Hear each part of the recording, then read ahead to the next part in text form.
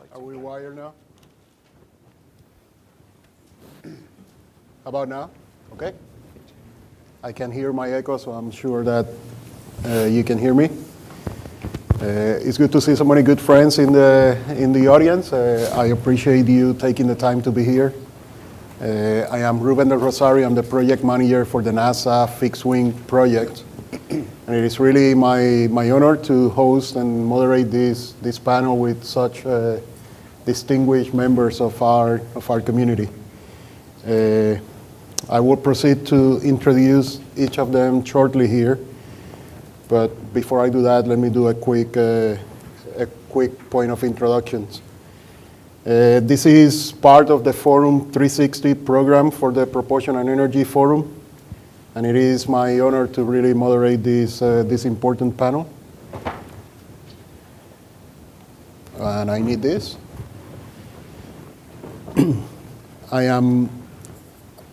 The panel today is a future of hybrid electric propulsion systems, opportunities and challenges.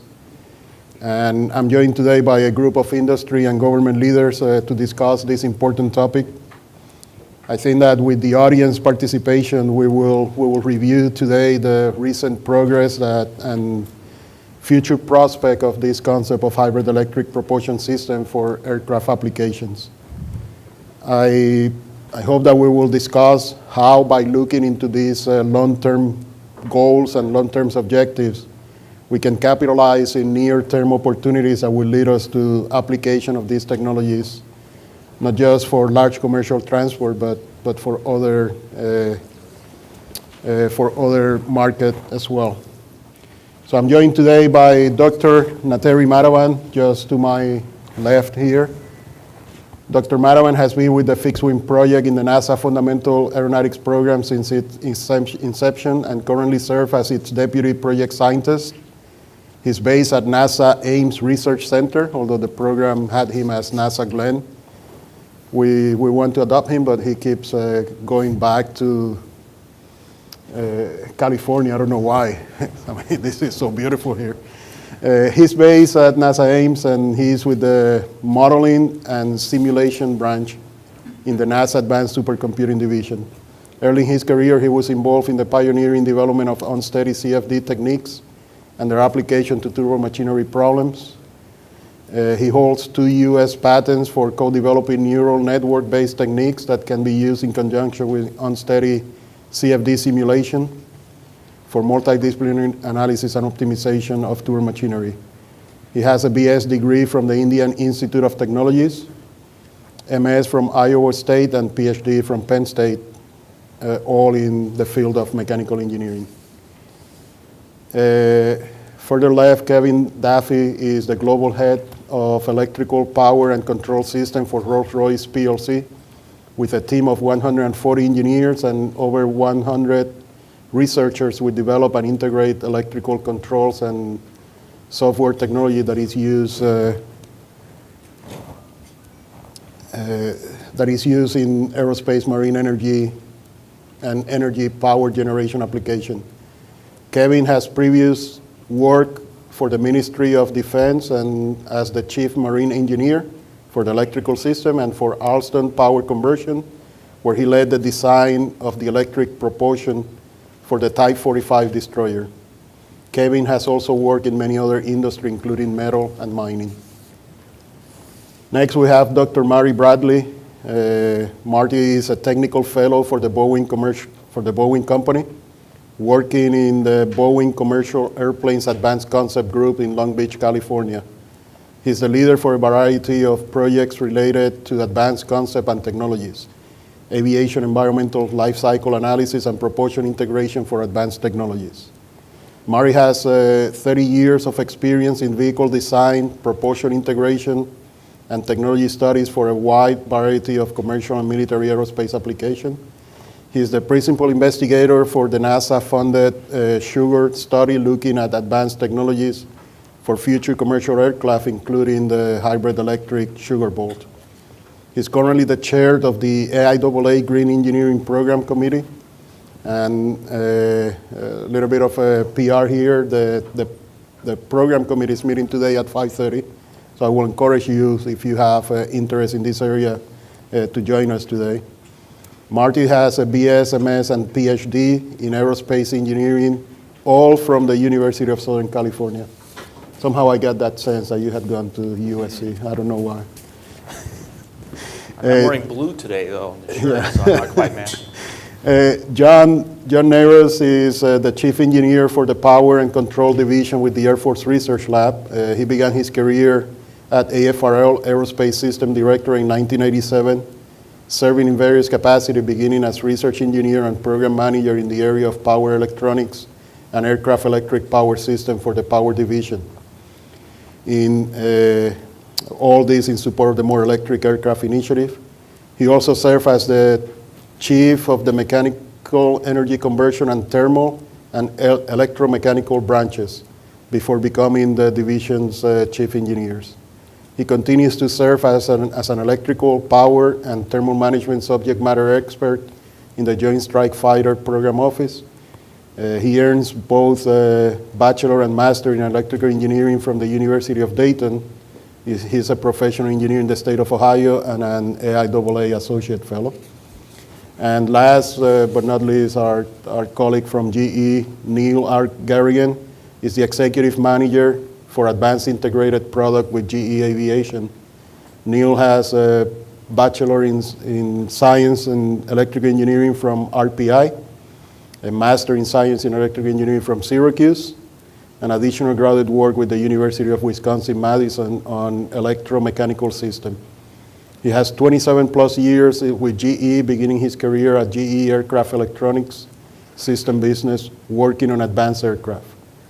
He then joined GE's Aircraft Control System Business, performing lead system engineering for new and advanced applications, including engine and flight controls and more electric aircraft. After that, he spent 10 years at GE Global Research Center, leading research and development teams for GE Aerospace, transportation, and energy applications. For the past 10 years, he has been with GE Aviation, where he joined to expand the business into adjacent integrated system, namely integrated propulsion, power, and thermal management. Neil is presently the Executive Manager for Advanced Integrated Product with GE Aviation, and the charter of his team is to develop and demonstrate the next generation of integrated system products across the GE Aviation enterprise. I know that you agree with me that we have the experts that need to be here for this very, very important panel.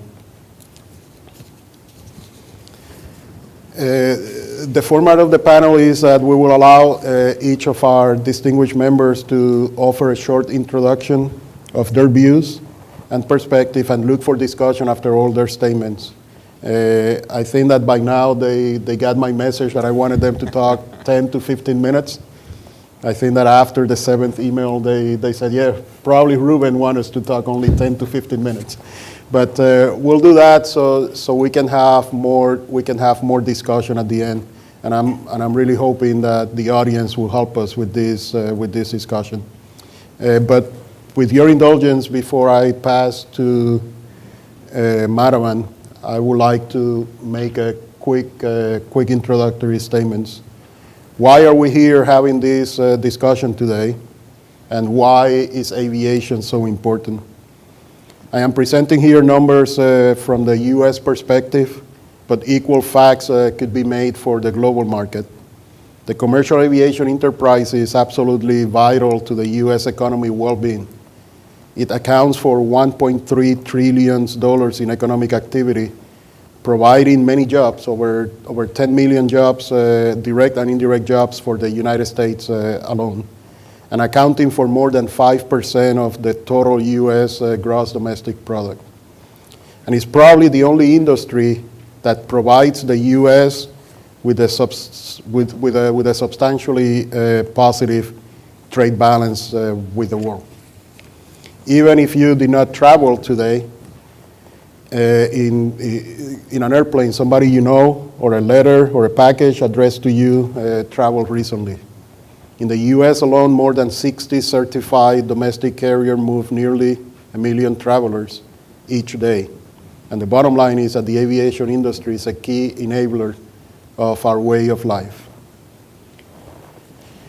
However, not all is well, and aviation is facing major challenges that, if they are left unaddressed, will dramatically hinder the future growth of our industry.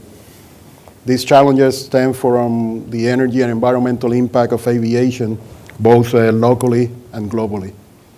Aviation relies primarily on fossil-based fuels. It consumes large quantities of fuels and releases large amount of CO2 in the atmosphere. In the US alone, we're talking in the order of 25 billion gallons of fuels were consumed, and more than 250 million tons of carbon dioxide was released. And fuel prices, as well as you know, they are probably more volatile than the fuel itself.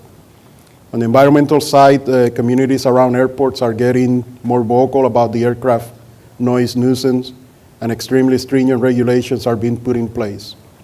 NOx emission, LTO NOx in the local context and cruise NOx in the global context are affecting air quality.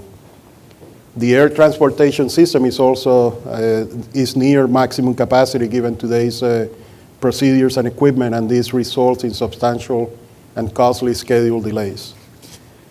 I know that for a fact. Once again, although the chart described the statistic for the US, it is important to know that these challenges are not unique to the US aviation. And although the specific may change from country to country, enabling the sustained growth of aviation is indeed an international challenge. Industry has established major challenges for aviation as it relates to energy efficiency and environmental compatibility. I share with you this representation from IATA, the International Air Transport Association. They put this in 2010 to establish goals for CO2 reduction. To accomplish this monumental challenge, just traditional improvement in technologies will not get us anywhere close, as reflected by the yellow part there. We need revolutionary technological advances, as well as ways of getting better use of low carbon fuels, and propulsion concept is definitely imperative. If that is not enough, substantial reduction in oxide nitrogens are needed, while perhaps containing the objectionable noise within the boundaries of the airport. So my challenge for the panel today and for us here in the audience is hybrid electric propulsion in the solution. Various important studies, such as the NASA N+3 Advanced Concepts, the AFRL Revolutionary Configuration for Energy Efficiency, and international efforts such as the Airbus Rolls-Royce ETROS point to hybrid electric propulsion system as potential to expand future configuration design space that will allow for this needed improvement on aviation. Strong technological advances are indeed needed. This is not an easy task. And however, the benefit that this system could bring have been at least documented by all these studies. So with that teaser, I would like now to invite Madhavan to give his remarks.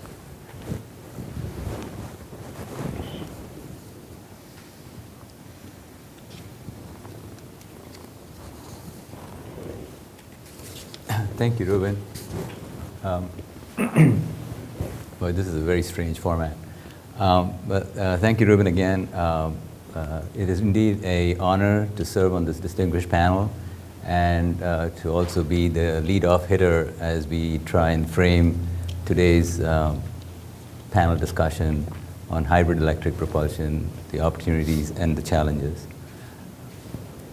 So what I'm going to do in the next 10 or so slides, keeping in with Ruben's request, is to give you the NASA fixed-wing project perspective.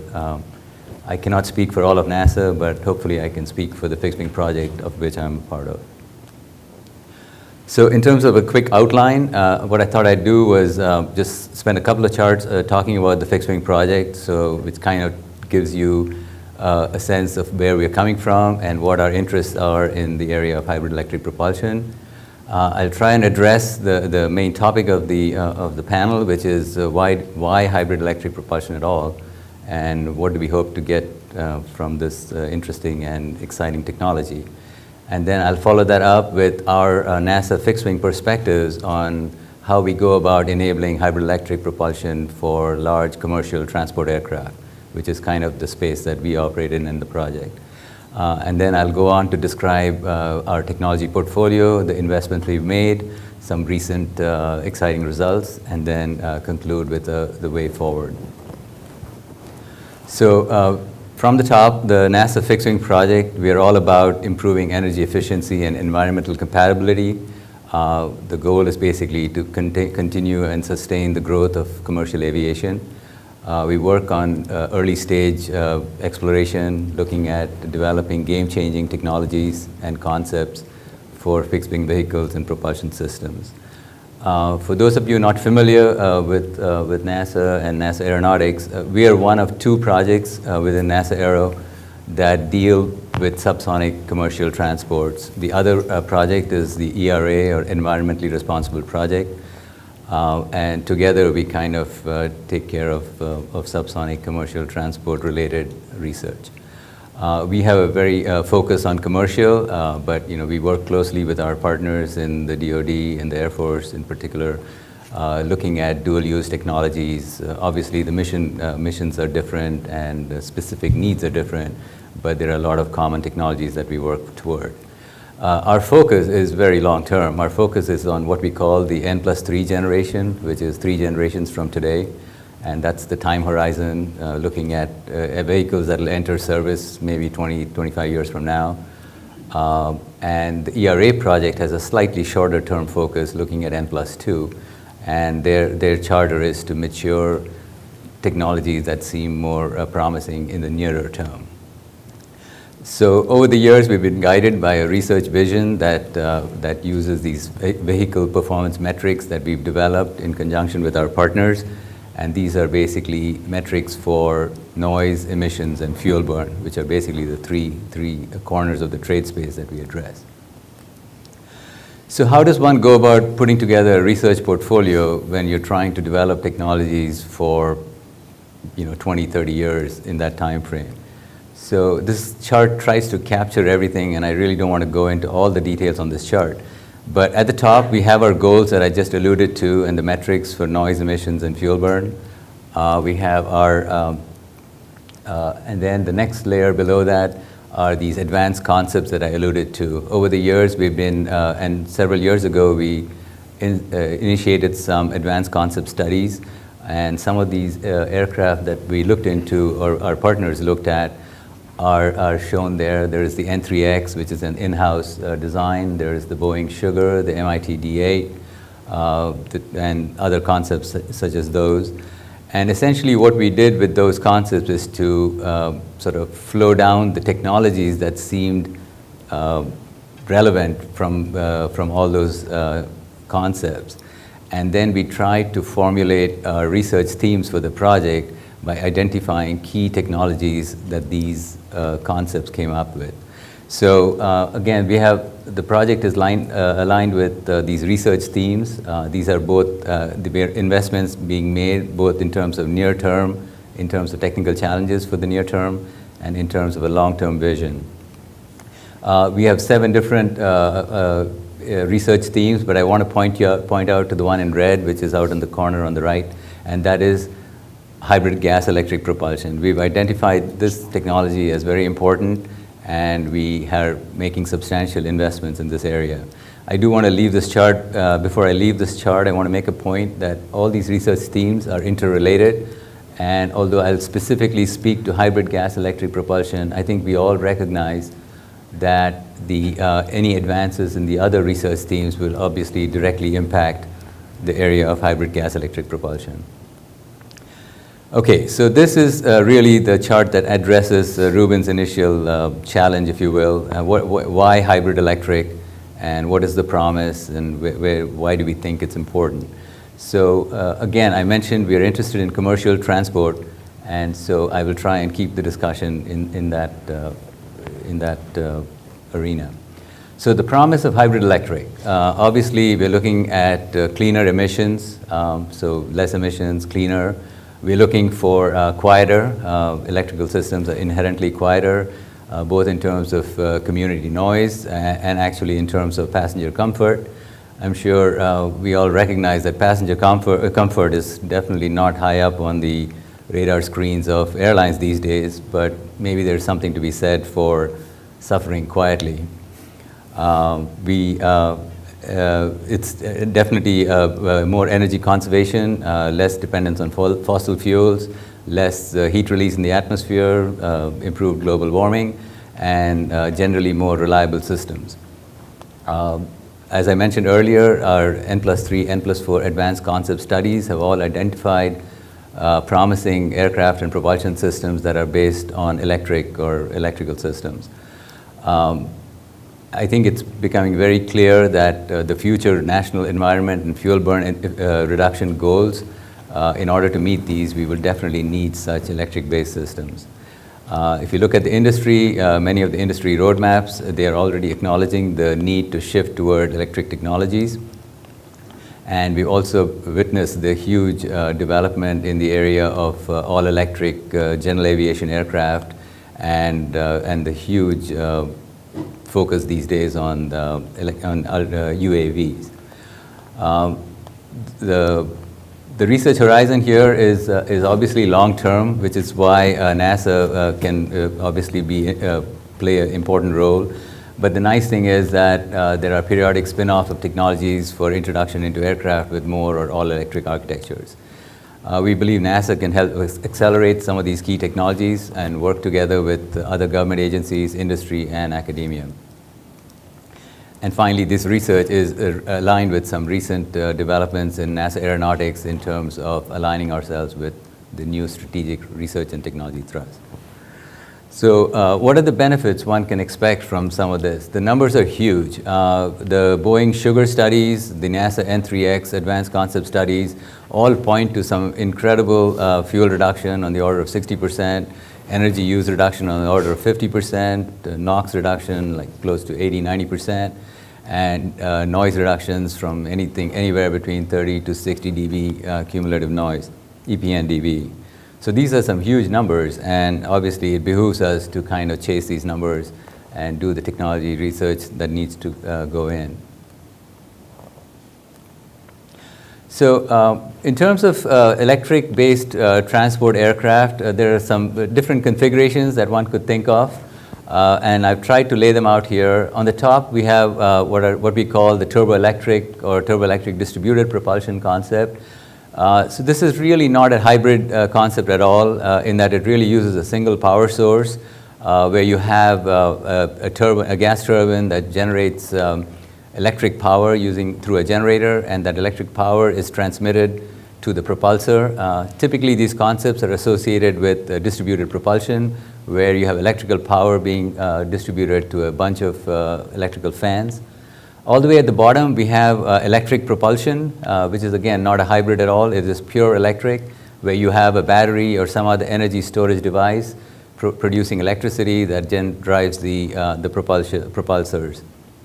And in between these two, we have what are different options in terms of hybrid electric concepts. We have the parallel concept, where we have two sources of power, both electric and, say, battery or gas turbine, all coupled to the propulsor shaft and providing power together or separately as needed.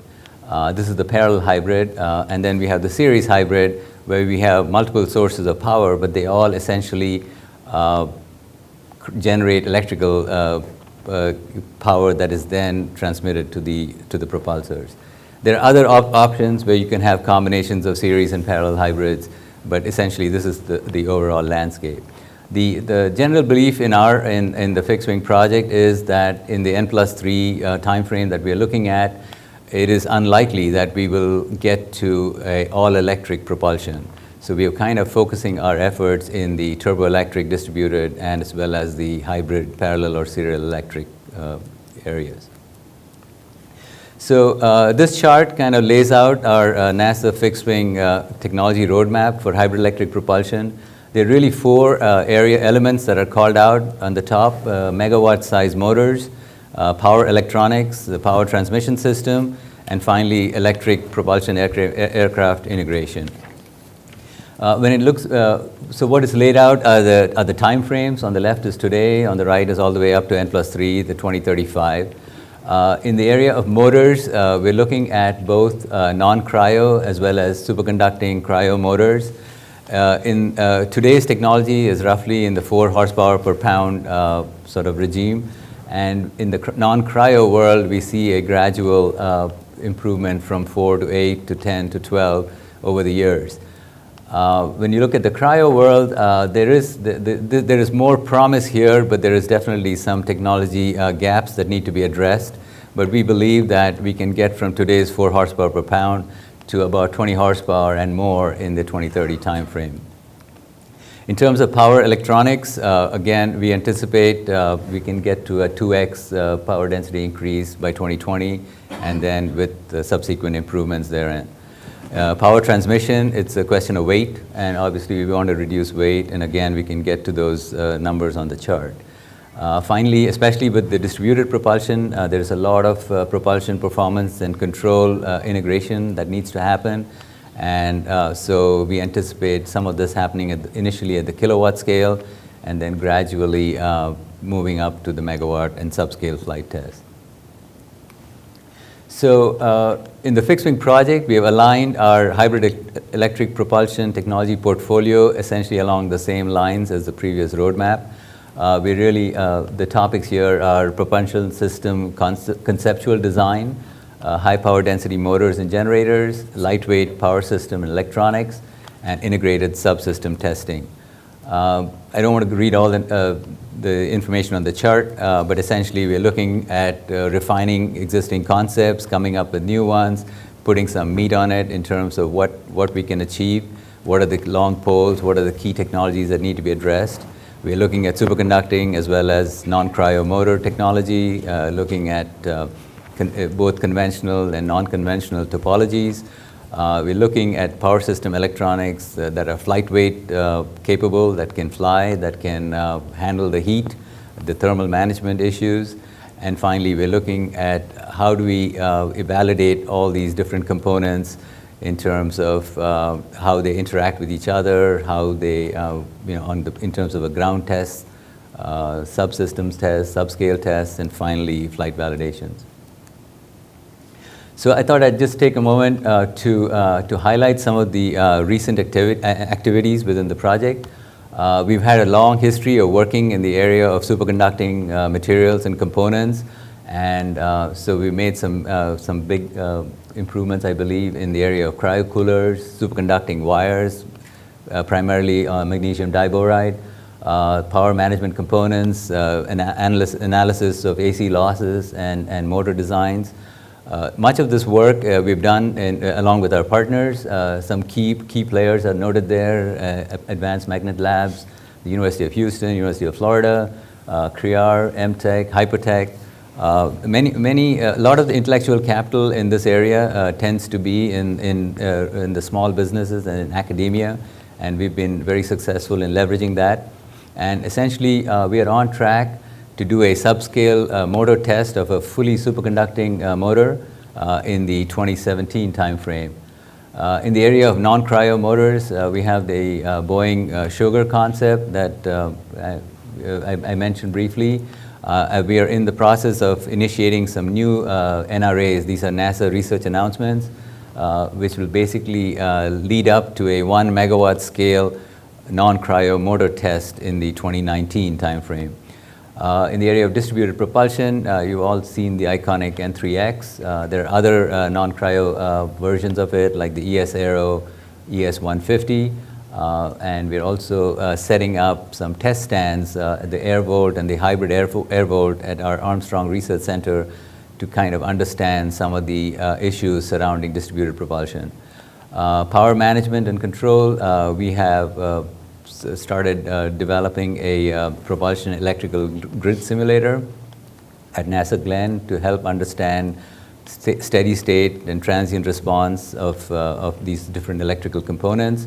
We're working closely with industry partners, Rolls and GE, in sort of laying out a high power electrical grid architecture, trying to determine what kind of voltages will be needed in order to power a megawatt or a tens of megawatt scale electrical grid for turboelectrical aircraft applications. There are other related activities going on at NASA. These are not exactly part of the fixed wing project, but they're definitely part of NASA Aero. There's some very interesting work going on in GA scale distributed electric propulsion concepts. So there's some validation work going on that will hopefully lead to some flight demos. This is work being done at NASA Langley with Mark Moore. We're also kicking off some work in the areas of electric-based propulsion for rotorcraft. And over the years, we've been involved with design competitions that are targeted small electric aircraft. And finally, we are also trying hard to coordinate our research activities in this area with other government agencies, the Air Force in particular, Navy, different aspects of the Navy, NAVSEA, the Electric Ships Office, and as well as with the Army, Livermore National Labs, and the DOE. So this is my last slide. I'm kind of looking at the way forward, sort of the near term, what do we expect to get in the near, say, 5 to 10 years, or maybe in the next 5 years. We hope to lay down some conceptual designs in much detail and perform the trade studies that will help us analyze these electric-based concepts. We're also looking to technology development and demoing N+3 megawatt class aircraft. Clearly, there's a lot of core technologies that need to fall into place, and we're working different aspects of that. The idea is to have these multi-platform technology test beds, whether it's turboelectric or hybrid electric or all electric, and these test beds can be used to demonstrate these fully superconducting motors, get to this 8 horsepower per pound non-cryo motors, improve power electronics and control systems and such. And a key part of all we do is multi-scale modeling and simulation tools to help analyze these different concepts. And finally, again, I want to leave you with the thought that our focus is on large regional jets and single-aisle twins, the Boeing 737 class aircraft, because we believe that is where the greatest impact on fuel burn, noise, and emissions will be. Thank you.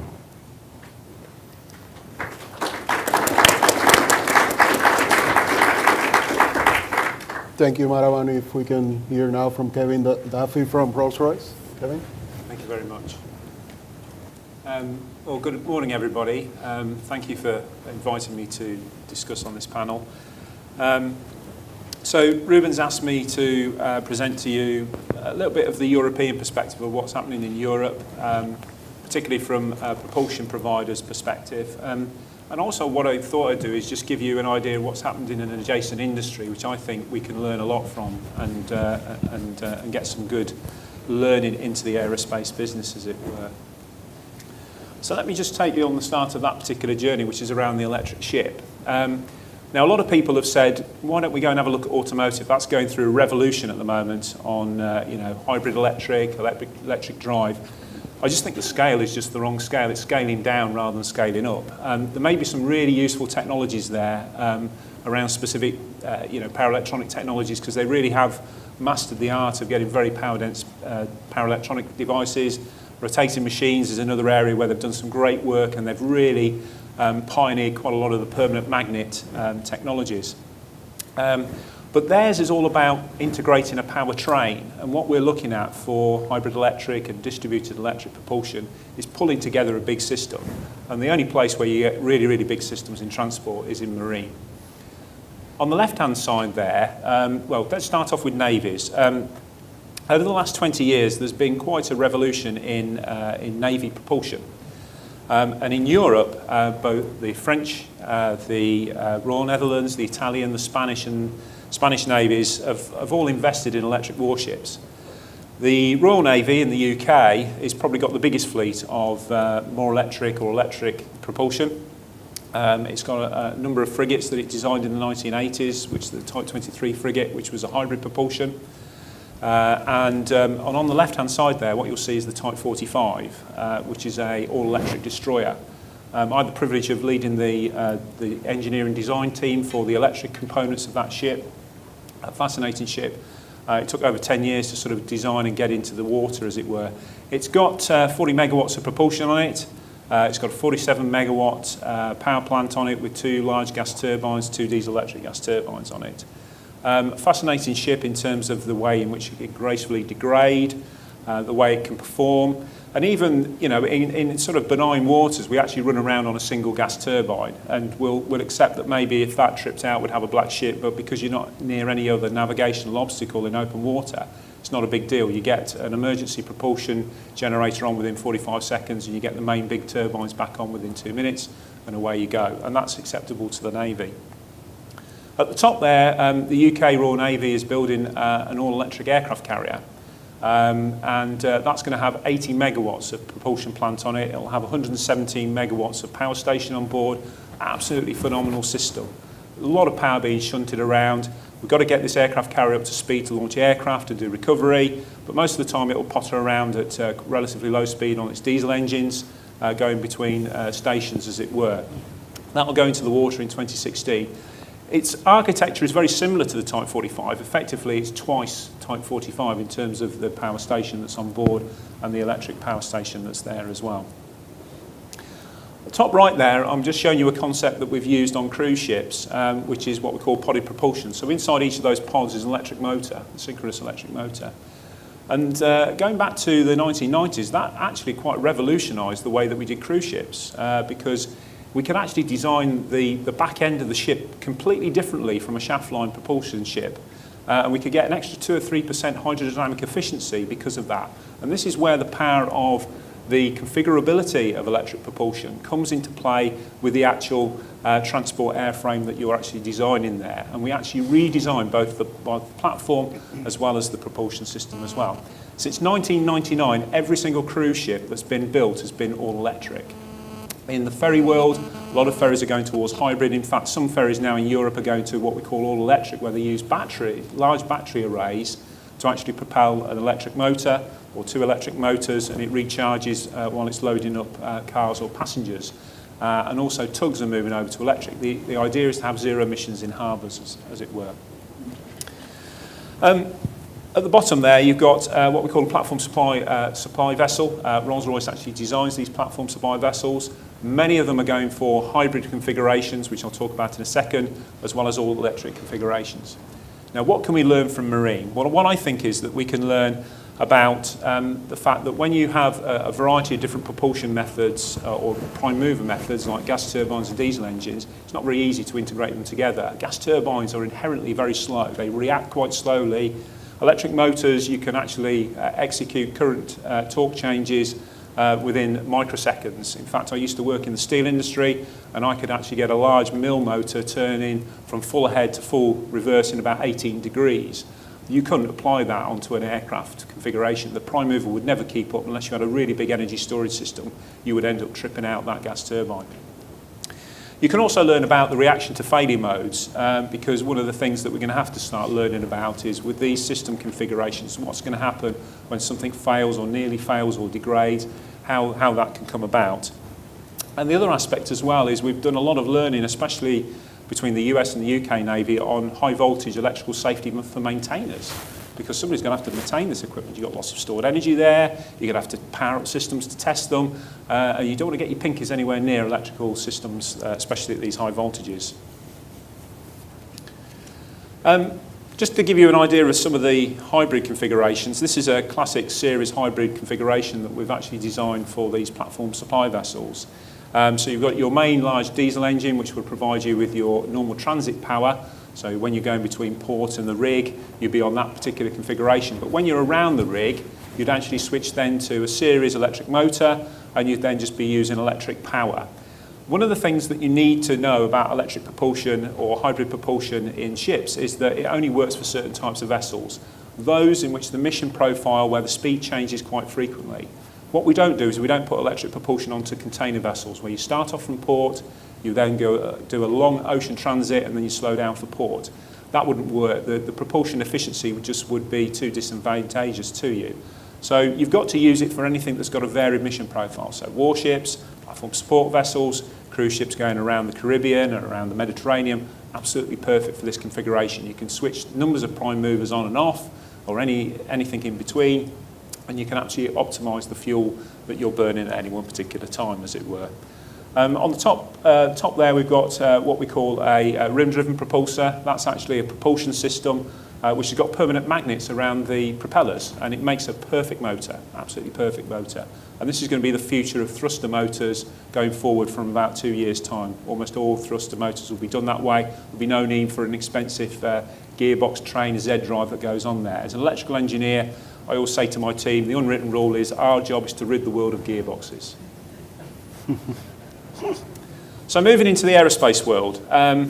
So I'm not going to show you too many fancy pictures because the NASA guys are really good at producing some of these great concepts around the aircraft propulsion systems. There's been a number of programs that we've been executing through the UK and Europe.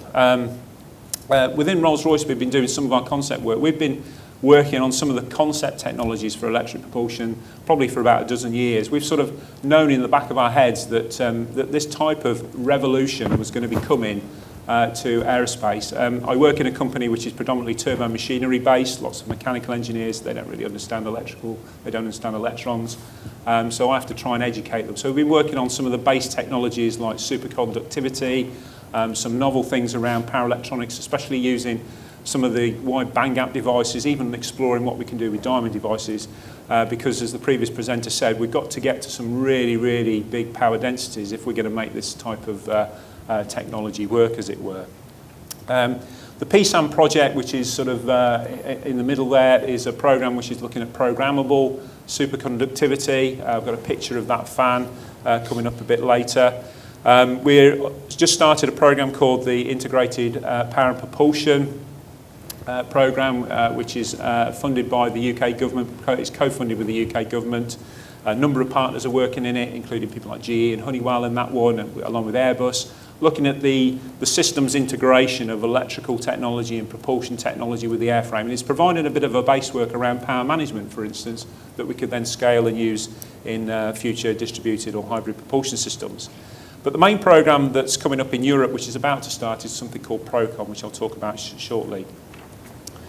Now, my Director of Research and Technology, Dr. Rick Parker, who gave one of the keynote speeches earlier, he talked about the Toyota Prius program that we're actually working with. So we're working with Airbus and a number of different university partners. And this is on the sort of the regional 100-seater type aircraft. And I absolutely agree with the previous presenter. This is the type of aircraft which will really, I think, dominate the requirement for distributed or hybrid propulsion, because it's got a varied mission profile. You could be doing 500 miles with it, you could be doing 1,000 miles with it. Once it gets up into the air, it's only going to be cruising for a short time before it comes back down to Earth again, as it were. So it makes it absolutely ideal. It's that varied profile, very similar to marine. So what we're looking at here is we're looking at developing modelling techniques to help us explore the design space. We're looking at some of the base technologies. So we're using some of the universities in the UK, so University of Manchester and Cambridge on superconductivity, and also the University of Cranfield, looking at their sort of work around boundary layer injection. How are we going to do the intakes for the fans that might be used in this type of vehicle? And we've been displaying some of the concept models at recently at Farnborough and at the Paris Air Show last year as well. Some of the e-thrust fan developments that we've been doing. The programme started last year and it should come to an end towards the end of this year, early next year. And a lot of the programme is about let's develop some models that will help us explore this design space. And that's what we've been doing. We've chosen a particular target mission cycle, and it allows us to exercise these models and to try and verify them. We're aiming to help the integration of propulsion with the airframe as well. And And we've even explored things like drag reduction with distributed fans. So not actually producing thrust, but actually to reduce the drag around the boundary layer by distributing fans maybe around the empennage to do a drag reduction. And that can give you some great benefits. So it's not just about providing propulsive thrust, but also doing drag reduction as well. And this is showing some real great promise at the moment. So the big program that we hope to kick off, all the partners are at the moment are signing up. I won't go through the partners' names at the moment, apart from to say that Airbus will be in the middle of all of this, is a program to get a flying demonstrator for something like a 100-seater aircraft, which Deep is beginning to explore some of the technologies around that one. This one will go to probably a Copper Bird demonstrator around about 2019, with the idea of between 2022 and 2023 to get to a flying demonstrator. It's a really ambitious contract. It's a really ambitious timescale.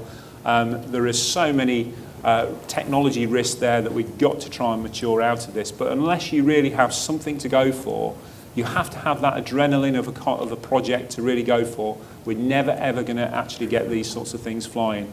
And this will help inform both the airframe and the propulsion providers, the system providers, in what they need to do next. And hopefully this will provide the basis for something like a middle-of-the-market type offering for the 2030 timeframes, as it were. So, hopefully what I've tried to demonstrate is I think we can go and look at the marine industry. There's a lot of things in marine that have been happening. Shunting a large amount of megawatts of power around a vessel is definitely something that marine does very, very well. There's a lot of things that we can learn there.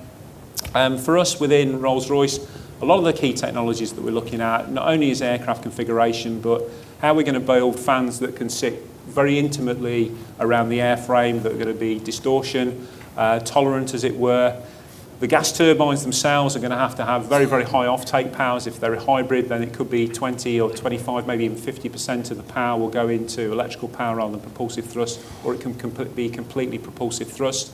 And then it's around electrical distribution systems, which, conventional technologies could be useful here, but probably superconductivity will probably be where the future will be. So hopefully that's given you an insight. Thank you. Thank you, Kevin. Thanks. Our next speaker is Mari Bradley from Boeing Commercial Airplanes. I'm going to try something a little different. I'm going to stand up. I'm going to do a little pointing with the laser pointer. And also, these chairs are quite comfortable.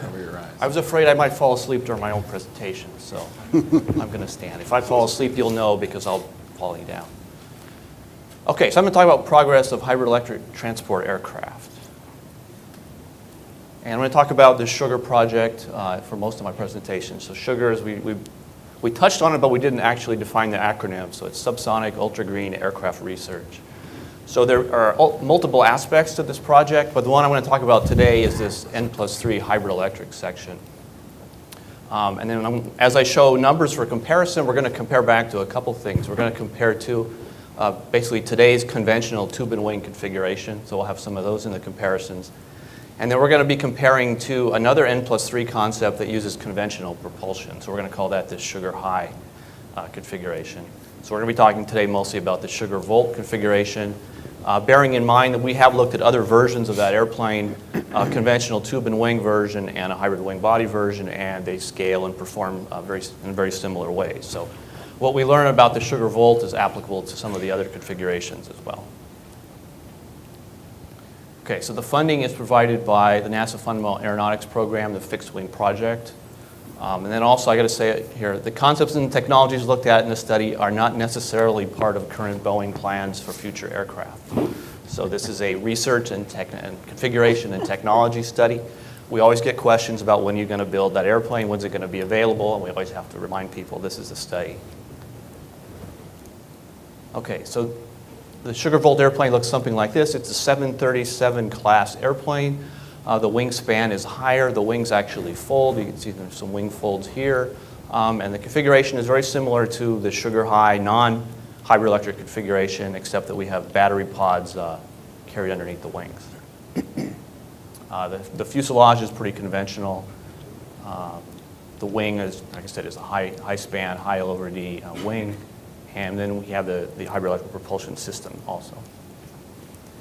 The architecture comes from our partner GE on this. GE is one of the contractors that we're working with on this project. And so we have a conventional propulsion system starting with conventional jet fuel running through power plant, conventional combustor, turbine driving the fan and propelling the airplane. What we have, though, also is the ability to run from a battery through an electric motor to also drive the fan shaft. So it gives us the ability to turn the fan using just the conventional fuel-powered turbine, as well as the electric motor or combinations of the two. And so we can use that to optimize the energy usage in important ways as we fly the mission. Some performance numbers that we'll compare to. Okay, so on this axis we have the goal, the reference airplane, today's 737 class aircraft, we're going to call that 0%. So the further the bar goes down, the better. That's the reduction. What else do we have? Here's the Sugar High airplane. So this has all of the advanced technologies that we've briefed in other forums, talking about the N+3 technologies of the airframe and also the air traffic management system. All those things are built into it. With that, we were able to calculate that we could achieve about a 54% reduction in fuel burn. Since we're burning all fuel, there's no difference between the fuel and energy numbers for that airplane. Okay, so when we look at the sugar volt concept, we're able to alter the way we use the energy, and we also have this electric energy as well stored in the battery. So we're defining a block fuel used and also the energy used by taking the energy of the fuel heating value plus the energy stored in the battery. And with this configuration, which essentially is a relatively small electric motor that is basically in operation over the entire mission, we're able to achieve additional fuel burn reductions. We're able to get down to 60% reduction in fuel burn, which just happens to be the NASA goal. And we're able to use about the same amount of energy, total energy, that we used before in the Sugar High configuration. We're not achieving the 60% goal in energy reduction. We have a variant of the Sugar Volt where we increase the size of the electric motor. We're able to do part of the cruise on fully electric power. We're also upsizing the airplane to carry more batteries. Doing that, we're able to continue the fuel burn reduction, but then it's clear that we're cheating because we're trading off the fuel energy for the electrical storage energy. And actually, because the airplane is getting heavier, when we do that, we're actually using more total energy when we fly the airplane. So that's starting to be an indicator that we've gone maybe a little too far with that. Some of the advantages we do get, though, are in the area of emissions. So this is life cycle emissions for the aircraft. So here we have CO2 equivalent per aircraft over its entire lifetime. So here's today's airplanes, where this is the amount of CO2 produced by the exhaust, plus some more from the refining of the fuel. So here's the level that we're comparing to. Looking at that Sugar High configuration, we're getting about the 54% reduction in total CO2 as well over the lifetime. And then it becomes interesting because with the Sugar Volt, because we're charging up the batteries from the electrical grid, depends on how green your electrical grid is. So if we use the US average charging grid, we're actually only getting a 44% reduction in CO2. We're doing worse than we could do with a conventionally powered airplane.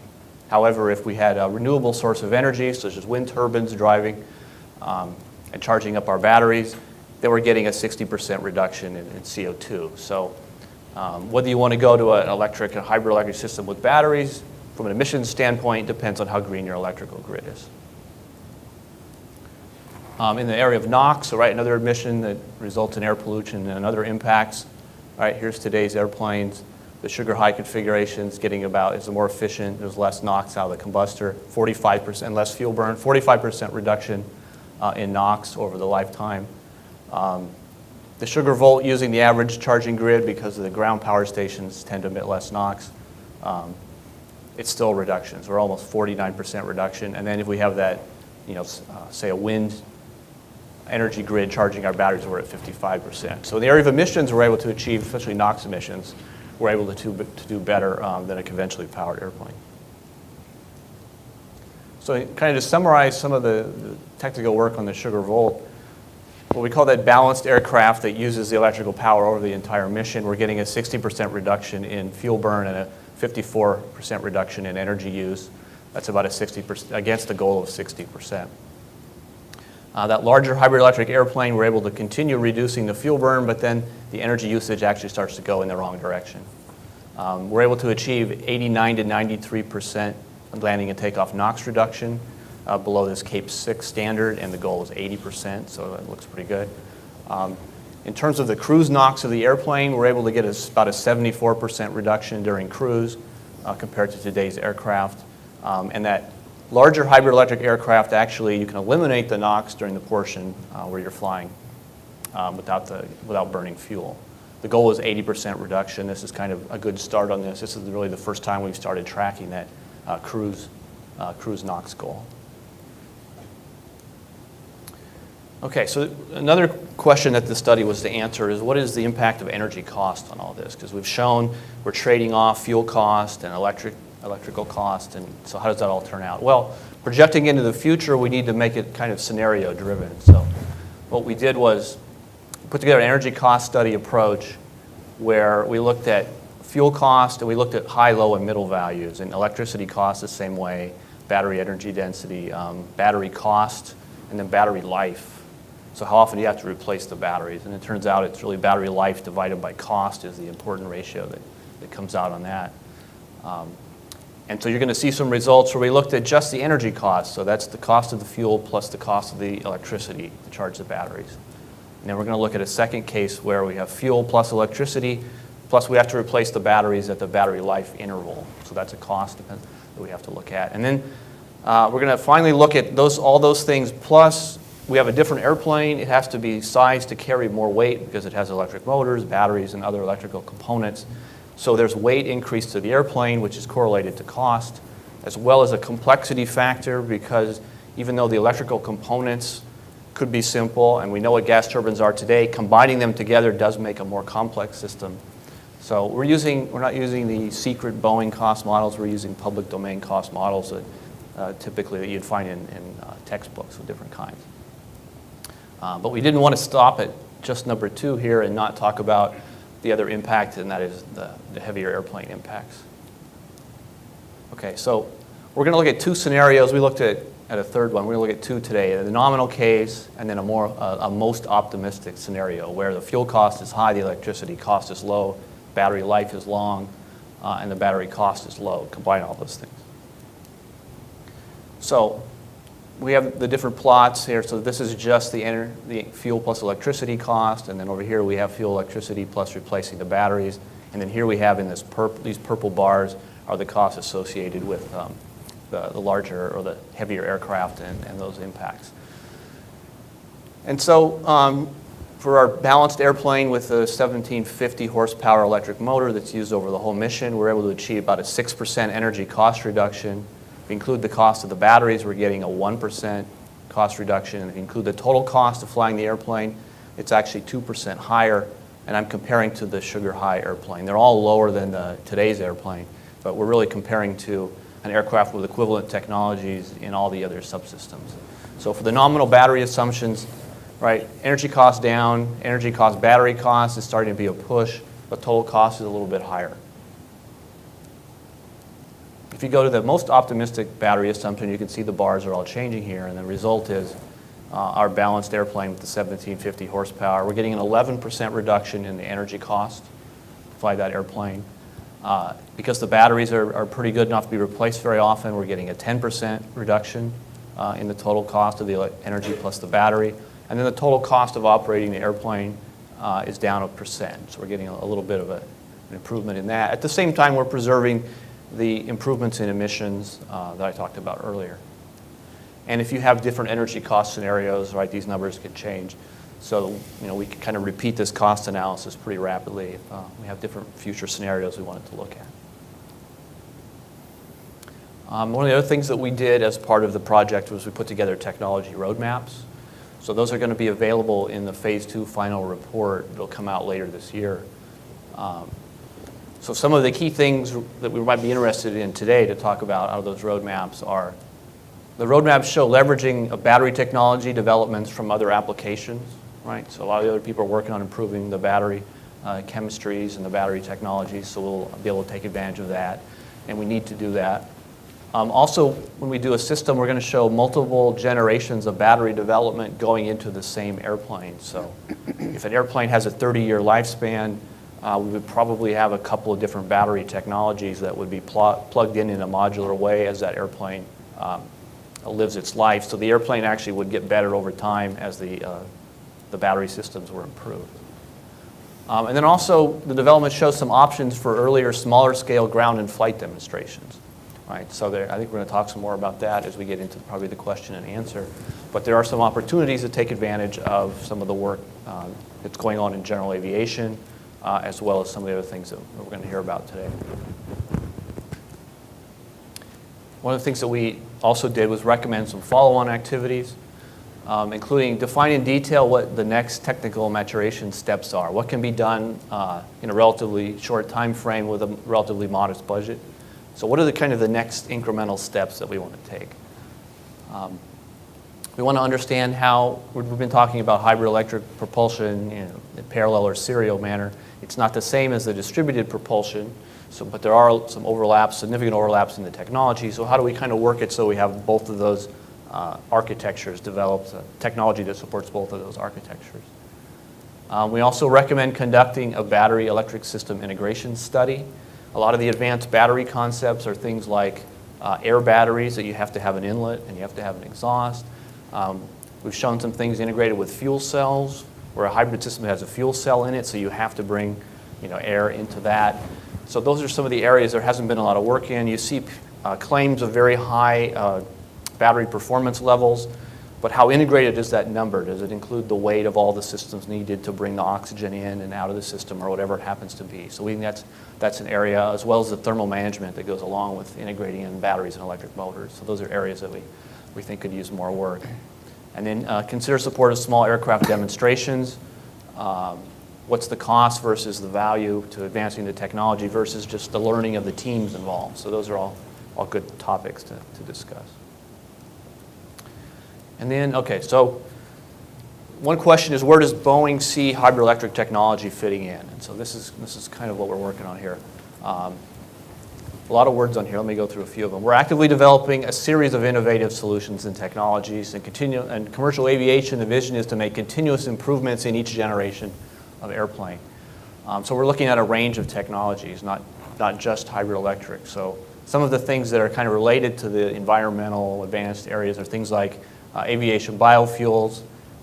We sponsored and did a fuel cell demonstrator airplane flight in 2007 and 2008 in Spain. We've been talking about the sugar study today. We've also done flight testing of a hydrogen-fueled aircraft, a couple of them, the Phantom Eye, and there's a UAV project with BR&T in Europe also looking at a smaller UAV-sized hydrogen-fueled aircraft. We tested a regenerative hydrogen fuel cell on the Eco Demonstrator in 2012. Upcoming tests on the 787 Eco Demonstrator and other versions of that have a lot of different technologies in them. And we're working with universities and industry partners to develop other innovative propulsion technologies, including one of those projects involves hybrid electric propulsion systems. Let's see. So by putting those things together, we're opening up the design space, and then hybrid electric propulsion is one of several important elements in our research effort. So it's not the one thing that we're working on, but it's one of the list that we're tracking and working on. And then more information, we have the phase 1 final report. You can Google it and search for it. It'll show up on the NASA report server pretty easily. I didn't talk about this much today. We have our N+4 final report that has it has LNG and fuel cells and some other variants I didn't talk about today. That was completed a couple of years ago, so that one is available if you want to look at that.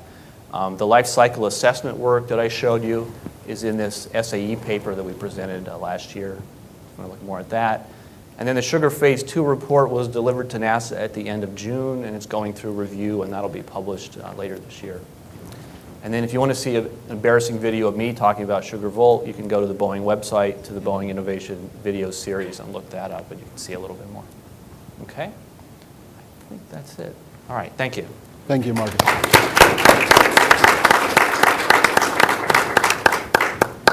We now have John Nyers from AFRL.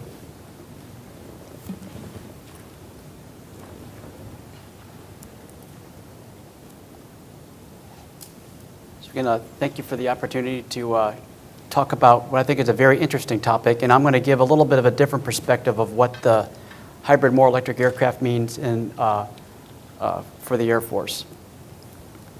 So our motivation is really looking at getting aircraft to do more than they're able to do today. So getting a lot more capability up in the air when we're challenged to get today's capabilities airborne by itself. So that to power those capabilities, we need a lot of electricity and a lot of thermal management to deal with the excess heat that comes off the stuff that plugs into your electrical system. And it's important to do that with the engine. So as the engines we have to work with our engine friends who develop new, more efficient engines, where on aircraft that I'm talking about, you often use fuel to cool a lot of the parts on the airplane. And older engines, I'm going to steal a quote here from Neil that he'll probably say next, but the older engines like to guzzle gas, guzzle fuel, where the newer engines like to sip it, right? So if you warm up the fuel to help it more efficiently combust, but you can only do that to a point. So when we're using thermal management and guzzling a lot of fuel, it's a little easier to do your thermal than it is on these very efficient engines. But these new efficient engines do present other opportunities for aircraft thermal management. So we're trying to take advantage of those new features and smartly use them on aircraft. Another thing with electrical power, it's extremely flight critical. If you look at the power, so the F-16, that's where you had the digital flight controls. That's where you had the, it's not power by wire, it's fly-by-wire. Then you went to power by wire. Now we're doing, so now not just the electronics was electrical, the muscle's electrical. Now as you go to hybrid electric, you're trying to do even more other things electrical, in addition to very large avionic systems that you try to plug into the aircraft as well. So the big program that ties a lot of these technologies together for the Air Force is the INVENT program, which stands for Integrated Vehicle Energy Technology. Goals for INVENT are part of a national planning activity that is coordinated through Office of Secretary of Defense called the Energy Optimized Aircraft. The term Energy Optimized Aircraft is really, to plug AIAA, is no coincidence. There's an Energy Optimized Aircraft and Equipment committee here that normally meets in January, but this is stuff that it's an international, people trying to work more electric technologies, whether it's for electrification of subsystems or electrification to do some of the hybrid electric work. And these are some of our notional goals, but at the end of the day, it's trying to do things more efficiently and trying to do more with less. And but more efficient also means be able to fly farther while you're powering more things that you plug into your electrical system.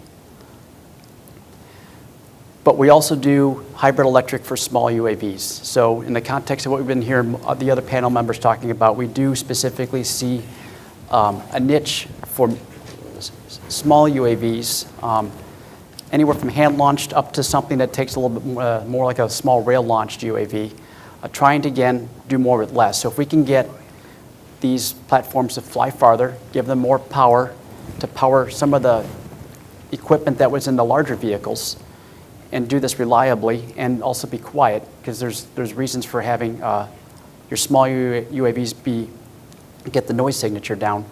If you can do the larger vehicle capabilities in the smaller class vehicles, there's a lot of benefit to deploying these things to get them out to the field. They don't have the same logistics footprint. You don't need as much stuff to get them out to do the job they need to do. So again, it's trying to miniaturize a lot of this stuff, and the hybrid electric for the class 1 through Class 3 of UAV we see as the sweet spot in the military context of the hybrid electric propulsion.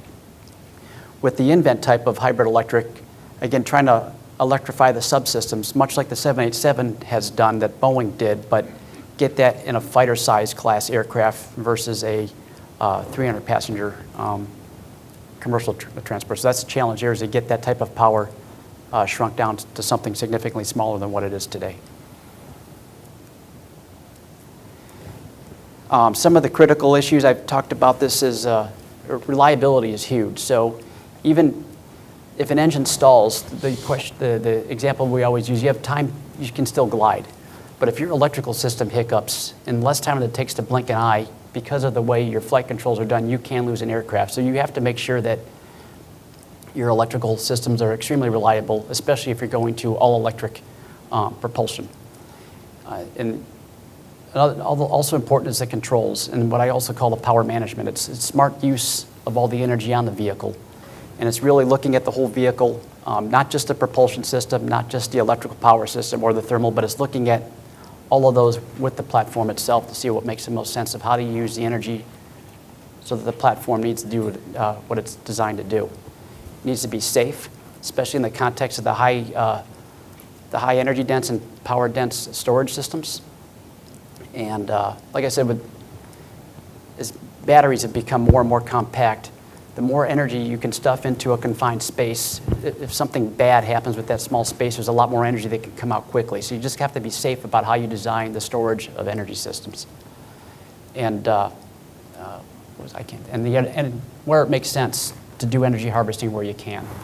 Lots of the energy that's available to harvest is not in the ultimate condition it needs to make it useful for your platform, but where it does make sense, you can reuse some of that energy, much like we do with fuel systems today, to put heat into the fuel for more efficient combustion. And we do have work back at it, I'll get to the next one, but so that I think a lot of the guys on the panel have already sort of covered this already, but the traditional approach for propulsion is if you have an engine that's making your propulsion, and that also the engine is turning a small alternator to make electricity, especially for the class of vehicles that I'm talking about here with the smaller UAVs for the hybrid electric. But we have with the hybrid electric going forward, what we're looking at is, much like the cars or the electric ships, is some source of energy, working with power conditioning. Those power electronics drive the motor for the propulsion, but those power electronics can also put energy into to store it for future use, such as for if you need a surge of energy to help your propulsion system, such as in a climb condition, or you have to accelerate. But those electronics is a smart part about it understands what the platform has to do and make decisions on how to use that energy wisely. And the energy generation we look at is fuel cells, high energy dense batteries, where the energy storage down below there you see is more power dense batteries that can supply a lot of energy quickly, but also small combustion engines. So we also work with our engine division on the smaller engines to do versions of the hybrid electric that you see in the bottom. So where you see the key technologies for hybrid electric is obviously in the power generation. Not just that, but power generation, the context here is fuel cells and combustion engines. Energy storage is the high power dense batteries are critical. And then the power management, not just the power electronics, but the smarts of how to use all these parts smartly as a system for the vehicle. And this is just we do work, this is at the Aerospace Systems Directorate. Within my division, we've got two groups, the electrical group and the mechanical group. So you're talking about, we do get the two different groups to work together, and that can be fun sometimes. But they work together for the electronics and the motors, and also working with our engine division on the small combustion engines for the small UAV class of vehicles doing hybrid electric propulsion concepts. So that was my brief message, but where I work, we do aircraft power and thermal management for Department of Defense. Our More Electric initiative, our efforts really focus on the smart use of energy that includes fuel and that enable future airborne capabilities. And the hybrid electric propulsion system that we have right now is really focused on that Group 1 to Group 3 of UAS, where more electric, we're really looking at electrification and miniaturization of the subsystems, where you're still using the turbine engines for your propulsion. That's it. Thank you.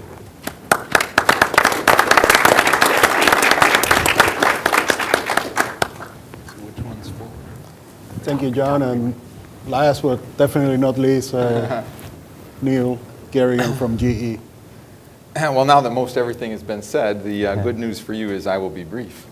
So, Ruben, it's a pleasure to be here and with this panel. It asked to talk about what we think some of the challenges are in getting to hybrid electric, where we go. So I'll try to focus a little bit on that and see if there's any gaps here to fill in and give you all an opportunity. The risk is I am really passionate for this area, so it's a good area. You know, one reason we care about this, we heard this morning, is that, you know, we're sitting here and 50 years in, I guess, on the gas turbine, right? I'm not a gas turbine guy, but 50 years in on this. And you have to wonder what's next. we that sell gas turbines hope that we keep doing that for a long, long time. But if something like hybrid electric or some other disruptive technology comes along and starts us on this new S-curve, we all really need to be thinking about that, not just us that sell gas turbines, but everything, making airplanes, the technologies. If we as the aerospace industry certainly want to be the disruptor if there's going to be a disruptor. So one of those topics could be hybrid electric and more electric. So kind of the way we're thinking about this, so we'll talk a little bit about what's happened and where we're going, and then try to drill in a little bit of what do we really need to do to root out whether this is there. There's certainly the benefit. It looks like there could be benefit. There's certainly the challenges in making this happen. So we'll talk a little bit about that. John touched on this, but if you look historically, if you go back before fly-by-wire, if you lost electricity, the lights went out, but nothing else really mattered, right? I mean, the gauges and everything were probably pneumatic or mechanical or something like that. Fly-by-wire, if you lost electricity, you're in trouble because either the flight control computer's in trouble or the engine control computer's in trouble. And there was energy storage there as well. So suddenly now we have the emergence of somewhat of a flight critical electrical power system, and a lot of effort has to go into that to keep that alive, keep that well. Then you go to power-by-wire, which is here today with namely the JSF and the Boeing 787, and there's other aircraft as well.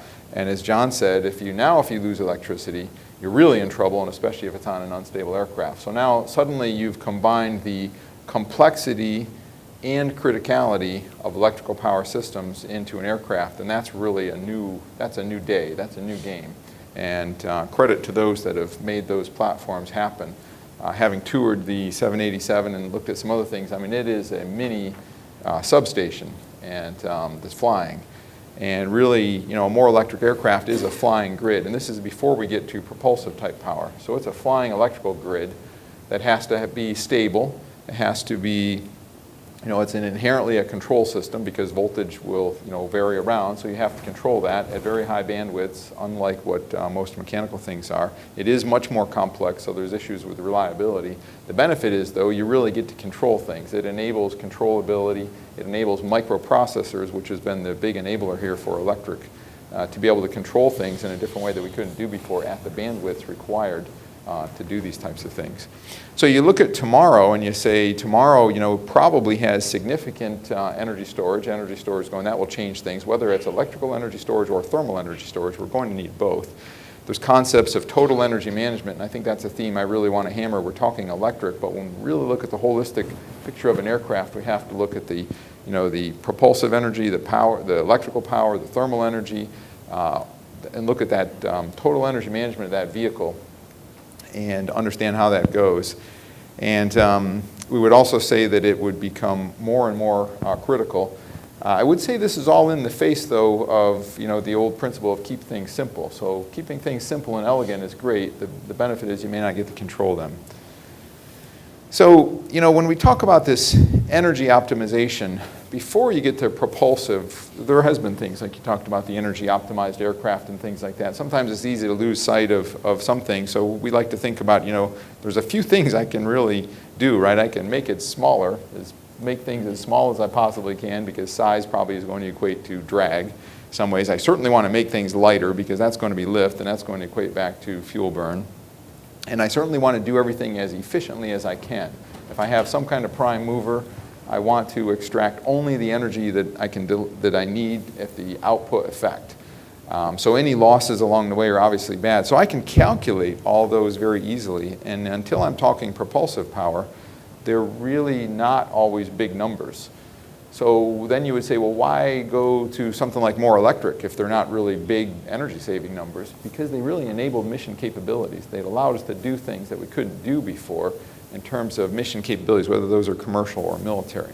But the last one on the lower right kind of hits at that as well. One of the other things I can do besides size, weight, and efficiency is the utilization. So inherently, aircraft and engines and things are often designed for some corner points, whether it's takeoff or whatever. And then if you're keeping it simple and really elegant, you're also stuck probably with the performance of that, whatever size that design point at all other operating points. So in the case of something like an ECS system, if I need to bleed the engine at some maximum value to supply, the worst case condition, Now all the other times I have too much pressure and too much air coming from the engine, I just throttle it away, and that's basically throwing away energy. So if I make something on demand, which is where electric comes in, I can control it and I can use it to the quantity I want. And I think that's really the premise behind what we've seen in hybrid electric vehicles, and different notion here with hybrid electric aircraft or all electric aircraft is to make it use what I need to use and be able to be flexible over emission. You know, this just talks a bit about, you know, next-gen systems. People have touched on this, but we do really view that there would be probably pervasive use of silicon carbide or wide bandgap semiconductor devices to get to the temperatures up, to get the efficiencies. Probably dual spool extraction. I mean, today most of the power is extracted from the high pressure spool if it's electric.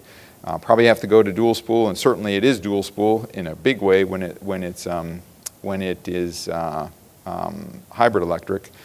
Significant energy storage, and John talked about it too. You know, energy storage, we say, hey, we want to get batteries more and more and more dense. Well, when do you get to the point where I'm the equivalent of a can of gas and a match, right? So eventually that thing has to have containment and thoughts around safety, because that much energy, whatever flavor it is, chemical, electrical, mechanical, stored in a small space, can be a problem.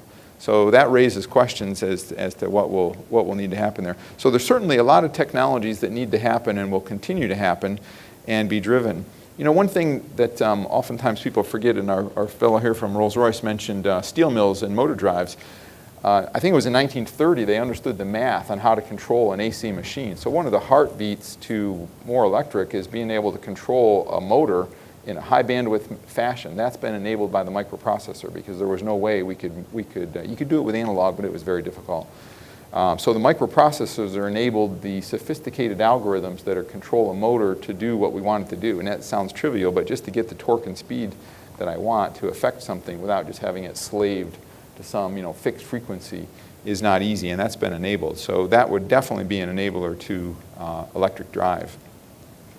So, this is a simple cartoon, but there's a lot that you could go into on this, and you could extrapolate this all the way to distributed propulsion or hybrid electric. But today you look at if you did have more of a conventional approach, and I would pose this as maybe a lot of people working on dual spool, but kind of a good baby step. And there's really 3 buckets of risks here that need to be retired, and many of these have been retired. You certainly have the functionality of electrics. Now I have multiple electrical power sources that have to be paralleled.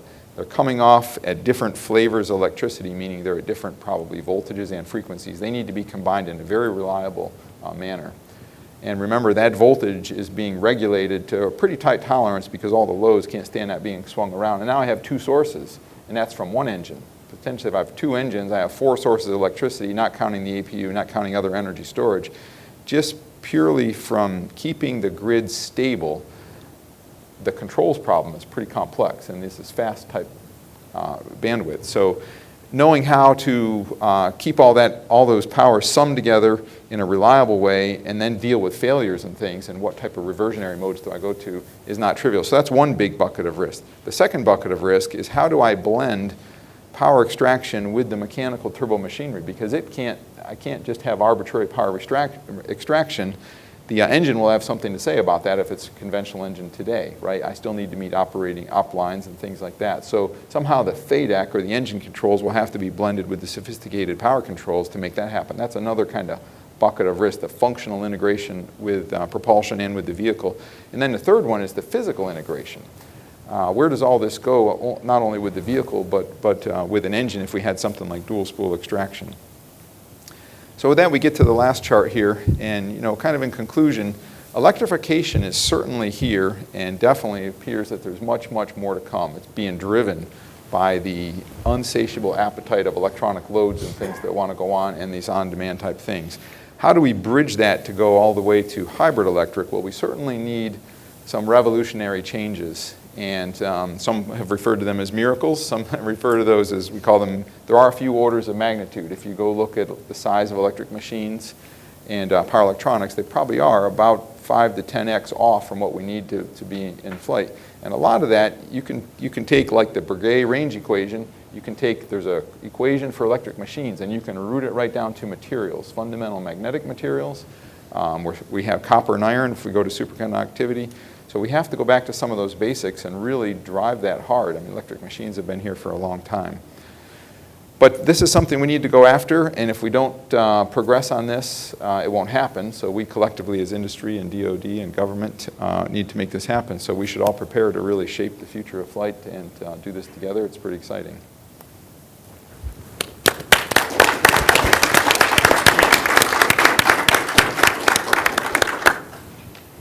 Thank you very much, everybody. I think that we have a depth of technical knowledge that has been shared with us today. I do have a lot of questions that probably can be here for a long time.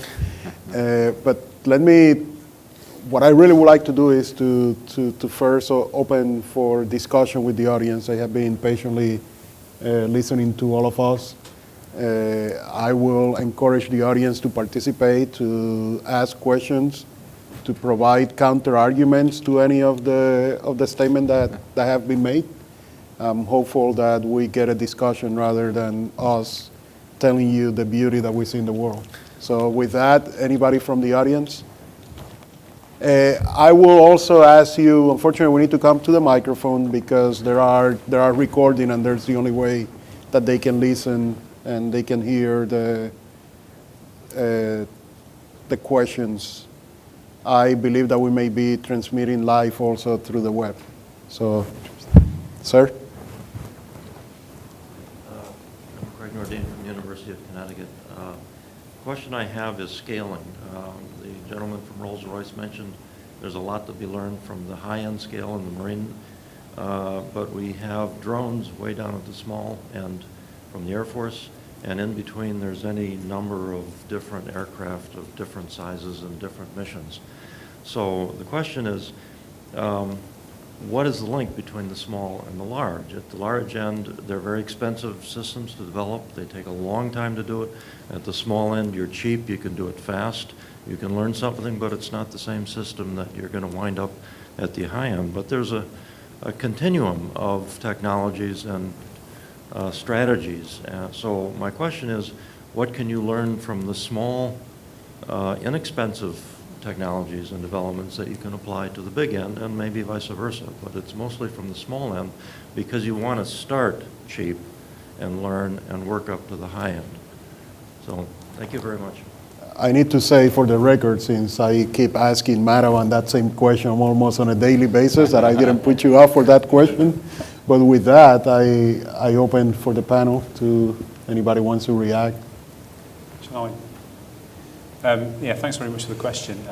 Yeah, I suppose you could say I was being slightly flippant by sort of talking about the big aircraft, but that's the one that we're salaciously always presented with is the challenge for how do you get this technology into large civil. But quite interestingly, we did a program over the last few years called Australia in the UK, which was looking at autonomy for small UAVs, and that was looking at power management and platform health management techniques. And actually those functional sort of functions can be applied whatever the scale. And in fact, we've been looking at taking that technology actually out of what we did for the UAVs and putting it back into marine for, sort of unmanned vehicles there. So I think you're right. I think there is things that we can definitely learn.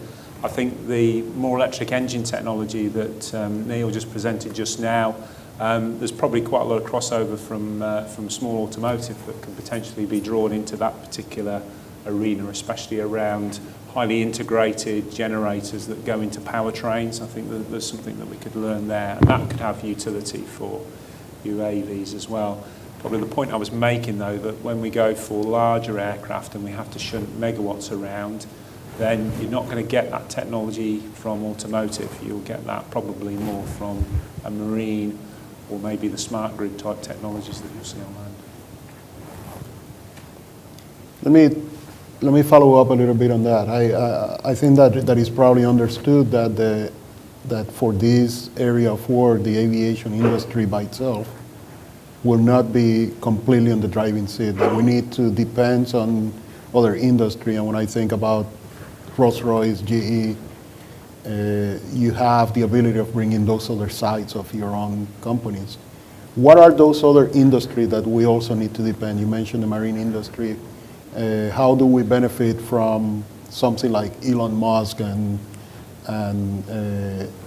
electric vehicles and so forth, or some of the small companies that we see making this claim of higher power density batteries and so forth? So Neil, I don't know if you want to. Well, it's a very good question that was asked, because two points I think to add here is that there is a big opportunity because of the proliferation of UAVs and the scale of aircraft that exists. So there's opportunity to try things out, probably like it wasn't before.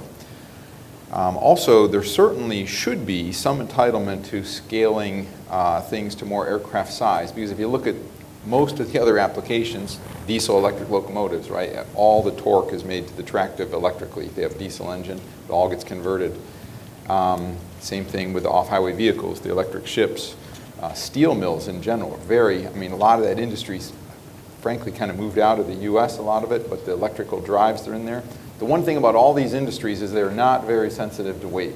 So you would think that there ought to be opportunity to take weight out. Certainly it'll cost more.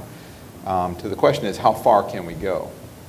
And so I think with that, there should be some definite entitlement to be able to scale.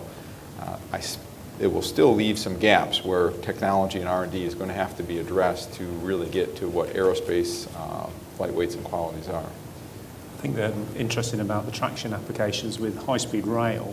Yes. Actually, weight then becomes a bit of an issue because you're looking for aerodynamic efficiency and weight because you're distributing the traction. So above 350 kilometres an hour, certainly talking to other vendors that produce high-speed rail, they're actually looking at what can we learn from aerospace and take that back into traction applications because we have a weight problem. That's right. So, yes. yeah. Yeah.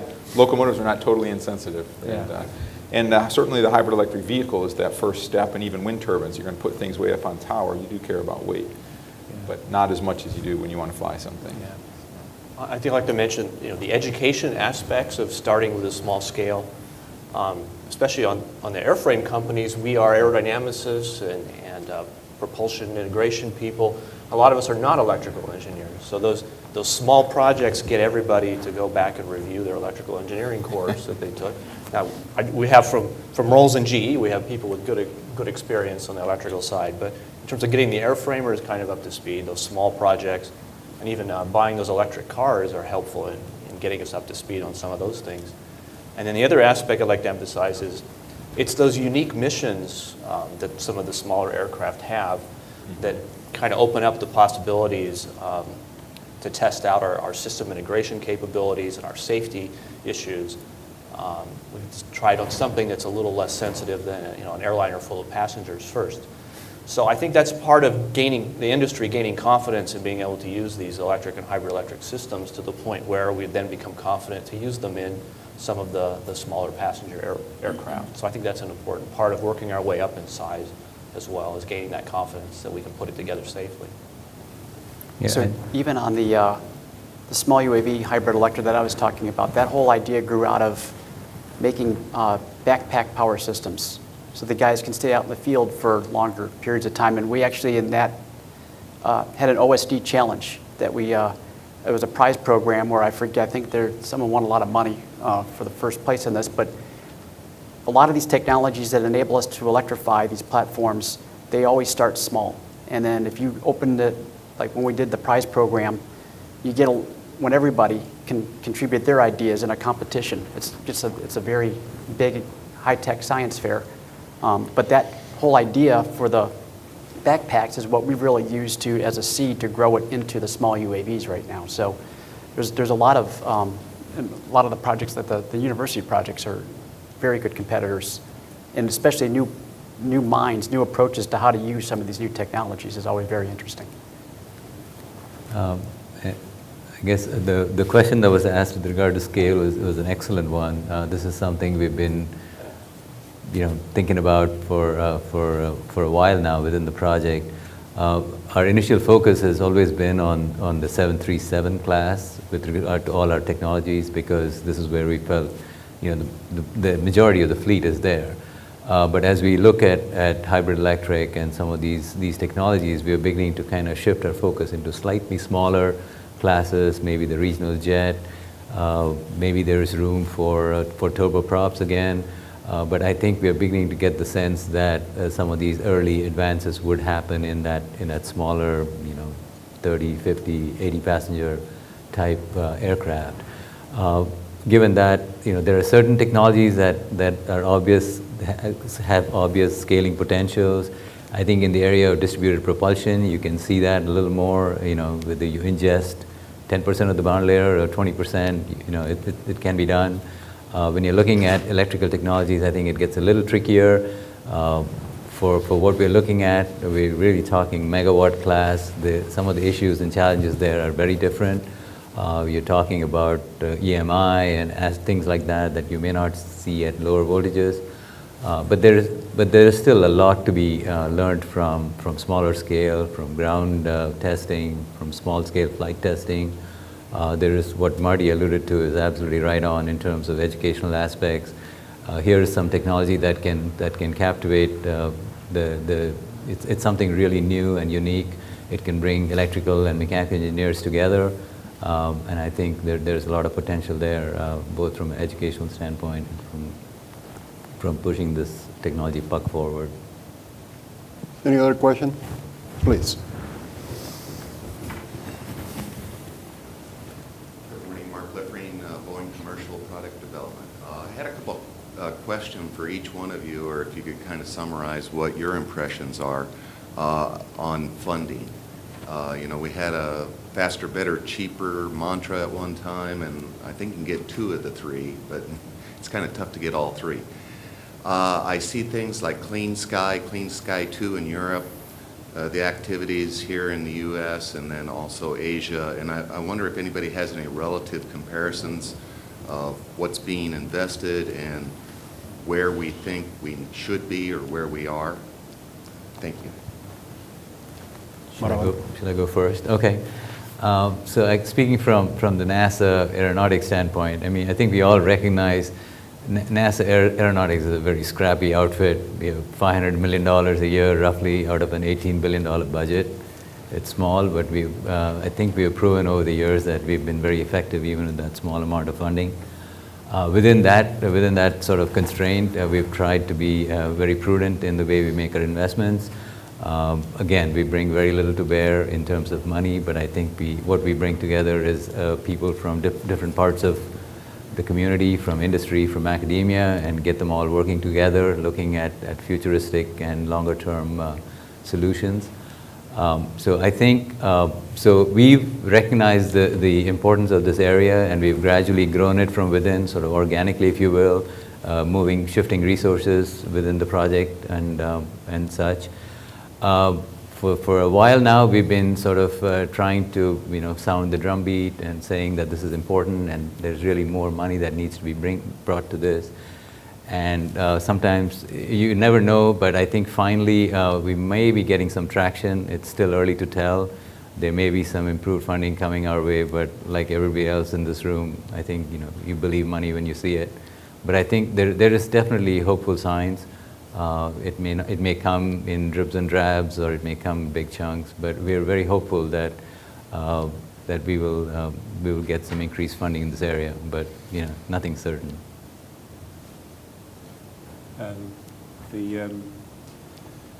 The big program that we're doing in Europe, which is a Clean Skies program, is Procon. That's about 98 million euros over probably 10 years. Something of that order. It's a relatively modest investment. That's co-funded, so that'll be industry putting in its share into that particular program, as well as the European. In the UK, we've just had a £2 billion investment in what's called the ATI, the Aerospace Technology Institute, but that's covering a range of different aerospace technologies. Again, that's sort of a 50-50 investment between industry and government. So you've got the European and the US, and I think you've got the start potentially of a bit of a technology race going on here now, because certainly NASA are driving things in one particular area, and I think Airbus are driving things in another direction in Europe, probably aiming for the same timescale, which is quite good. But there's probably other places that you can go around the world. You can go to places like Singapore. Singaporean government are looking to develop a knowledge-based economy.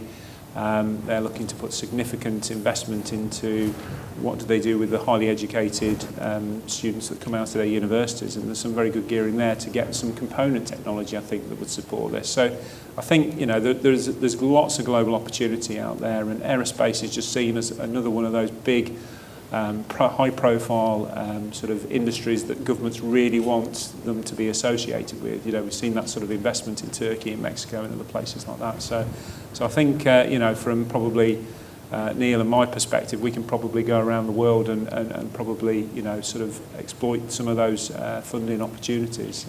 But there is lots of them out there.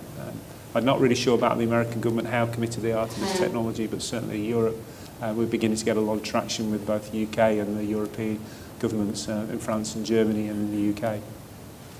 I think we're seeing a fair amount of knowledge sharing as well. I know that the European universities have been following the work that NASA's been doing and the work that we've been doing for NASA on the way you might optimize some of these energy usage and like the sugar volt and other configurations.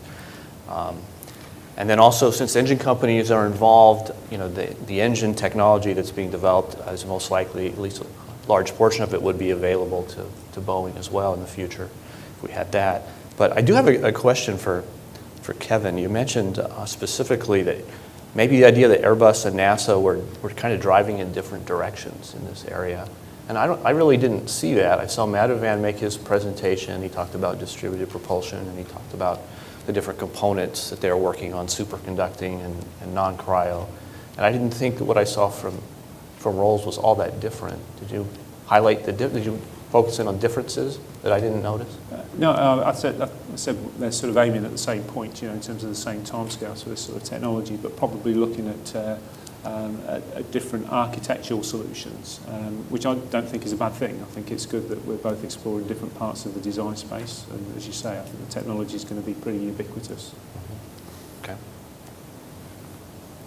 When it comes to budgets, you know, where I work, we have to deal with Washington, D.C., and you can read about how fun that can be from time to time. And we have a reprieve from sequestration right now, but we don't know what the future for that holds. And to people of Washington learn how to work together, we're subject to that. So there's daily budget drills, but the INVENT program itself, where we do power and thermal for aircraft for OSD, that's about $150 million level of effort. About $50 million of that is actually U.S. government funding, where we leverage and cost share with industry partners the other $100 million or so. So there is significant budget there, even during the challenging times. That funding profile for that type of work has been preserved. So as cuts come, people in Washington do see the value of that work. And you know, it's hard to predict the future when it comes to government funding. It's impossible. But the next step we do see is working closer with the group that develops the next generation engines to make sure those engines are smartly utilized on whatever aircraft comes next. And so we really try to apply the lessons learned of aircraft that are being fielded today, like F-35s and F-22s, to if we had an opportunity, when we have an opportunity to do this again, what would we do different? I mean, that's really what we're working now. So it's not just the electrical power and the thermal management systems, but it's working with the propulsion community as well. Well, I guess probably everyone would say when it comes to funding, there's never enough, right? So without being funny on that, it is a tricky time because back to those S-curves, we're at a state where we don't really know which the next direction is. It's really good to see that there is funding on hybrid electric things like that. It's likely to be something, and we certainly know even if it doesn't go all the way to that in the near future, a lot of electrification is going to happen, so we need to work in that area. But it is a tricky time because everyone in a constrained budget environment really has to place their bets carefully. And I would say we as industry are partnered probably like never before with the government in terms of cost sharing programs like that. So we're in that together. There's probably folks that are the naysayers for electric that would say, or hybrid electric, that would say there's too much funding in it. They want to spend it on something else where they would say that there's not enough. So there really is a call to action and priority to understand where we do need to spend the funding and how do we do that quickly and effectively. If you look at the temperatures and things that happened in the history of the gas turbine, you would never dream that they would get metals and things and materials or composites to go to those. We need that same kind of rigor in a space like this to say people can't dream that you could get electric motors or power electronics or those technologies into this weight and reliability to fit. So we need that kind of focus, rigor, if this is the space that's going to make it happen. So that would call for more. I guess with your indulgence, the moderator will make a statement also in that topic since it's close to my heart. But I think that funding is there. Can it be more? Neil, definitely. But I think that what we're doing with the amount of funding that we have is to be smart about it. And I have seen more partnerships, both domestic, international, intergovernment, in this area that I have seen in many of the other technology areas recently. With NASA, we have been working very closely with the Air Force to make sure that we are not duplicating and using the limited budget that we have in same problems. A couple of weeks ago, I spent about a week in the UK visiting with some of the universities, trying to find that international collaboration, that partnership that we assure that we're not duplicating the learning and the knowledge, but that we are sharing the learning and knowledge that is coming from each of the area. And our project that Maravan helped me run, we are currently have partnerships in this area with Boeing, as it was mentioned today, but with GE, with Rolls-Royce, with even Pratt & Whitney and United Technologies. So we're trying to capitalize on it. Is what you will see more is investment that is really co-investment rather than only government investment. We have partnerships in all the areas. So I think that is exciting, because I think what that tells me when I go into advocating for additional funding or to show the relevance of the funding that we have from the government perspective, it's hard for somebody to tell me, well, that's relevant for you, but not for anybody else, because when the money's there from all the partners, it's very hard to question the relevance of what you're working on. So let me see if we have another question from the audience.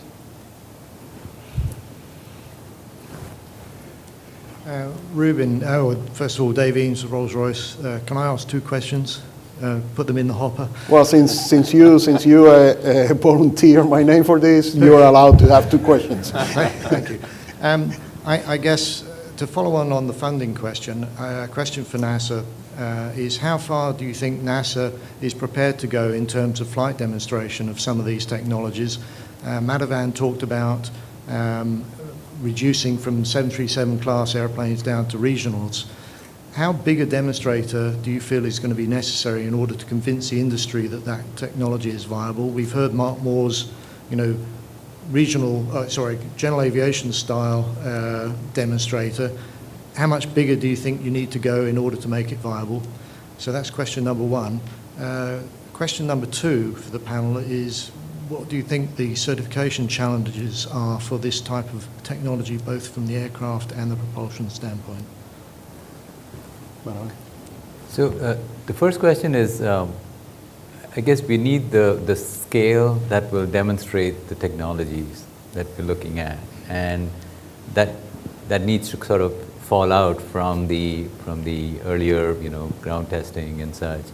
When we came to the blended wing body, for example, when we decided, hey, this is something that we need to analyze, it became very clear that to really prove our point and to understand this, what makes sense, it was something on the 50-60% scale, which is pretty huge, given that the blended wing body was a pretty massive aircraft.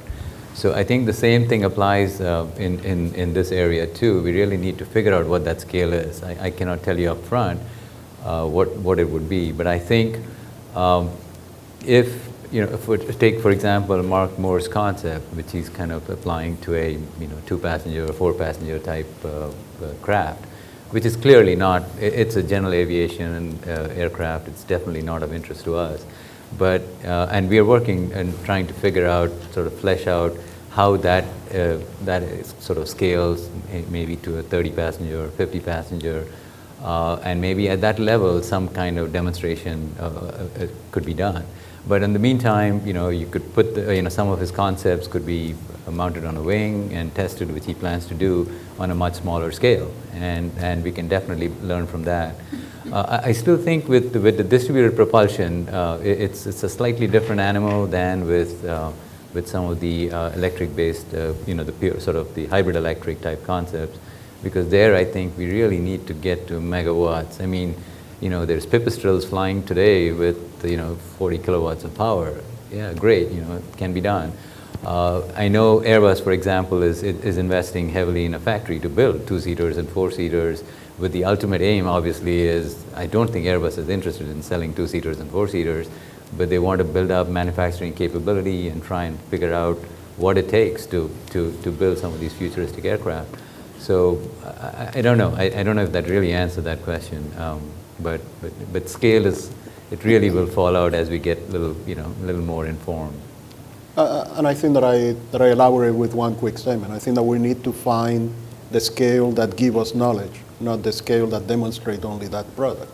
And I think that that's where we are currently within NASA, is really informing ourselves with system studies and detailed conceptual designs and conceptual studies to determine what that technology roadmap needs to be and where do we need to invest to make sure that our investment, going back to the investment questions and the funding question, make sure that the funding is put in the right thing and we don't do a stunt, but we do an experiment that informs the future. And I have to apologize, I completely forgot what your second question was. Well, that's definitely an important issue. I think, Kevin mentioned, a bit of a race between Europe and the U.S., and I think definitely, there's a lot of good technology being developed on both sides. I think the community and all of us benefit from it. I do think the Europeans are a little ahead in terms of looking at certification issues than we are in the U.S. I think the FAA is just beginning to understand what it takes to even have UAVs flying around in the airspace. I think, but it is critical. It's definitely, it'll require huge certification challenges, and I think it would be nice if we could be working those issues as we work the technologies. I'm not in a situation, I don't work for an agency that does certification. We work closely with them. We know they're looking at the problem, but I don't know. I can't say much more than that. Neil, do you want to? Well, it certainly opens up a lot of new things that, if we had an electrical system like that, just certifying today's systems. And I would say there's also risk with any technologies too, is that it's nice that we have small scaled platforms to be able to retire some key risks along the way, get some near-term wins, prove things out. Unfortunately, the society we live in with all the publicity, right, you can have one snafu or something happen and then you label a technology kind of badly, and that's a danger we all have to watch. So I think it'll be important to scale things. And then certification, we've done, obviously that community has done things for a long time the way they have for good reason, and now something totally new comes in, there will be a lot of new thinking. So it'll be an important area to work. One of the encouraging things was, 2 years ago, they had an aircraft design competition sponsored by the FAA, and they looked at a hybrid electric regional airliner. And I think that was a good way of engaging with the FAA and as well as the students and industry a little bit. So that's part of it. I know the FAA was asking us about what were we seeing as the future and what would a hybrid electric airplane look like. Right. And the idea was to start identifying the certification issues early and work them down. I think the point about we're going to take advantage of the smaller airplanes that are developed, but then there is that risk that if they have a crash, right, then it could tar the entire thing. So that's something also to watch for. So there's risks and benefits. Any other question from the audience, or one more question? If not, Marty, you're the integrator of our panel here as a representative of the airframe industry. One of the things that keep coming more and more is how distributed propulsion or some of the hybrid electric system can give us more flexibility in the design space, and I think that you touch into that a little bit. From your perspective, what are the doors that get open, if you were now able to distribute the propulsion, and if you were able now to distribute where the power is coming from and so forth? Yeah, I think it makes a lot of difference what the mission is that the system needs to do. But some of the things that distributed propulsion allows you to do are you can do powered lift, you can change the wing configuration, enables you to do some things that you can't do in a conventional airplane. And it's really combining those things together in a way that makes the overall system perform better. It's harder to do in an airliner that's been optimized to fly, at cruise at a very specific set of conditions. And then the off design for that is the climb and the takeoff and landing. So you kind of work those two different regimes. Can you come up with a hybrid system that takes the best of both? But because that cruise leg efficiency is so important, it's quite a challenge. On the other hand, if your goal is to get in and out of, small airports, soccer fields, some of those kinds of things, you're willing, essentially you're doing some of almost helicopter-like missions. Then you can trade off some of the cruise performance against those other requirements.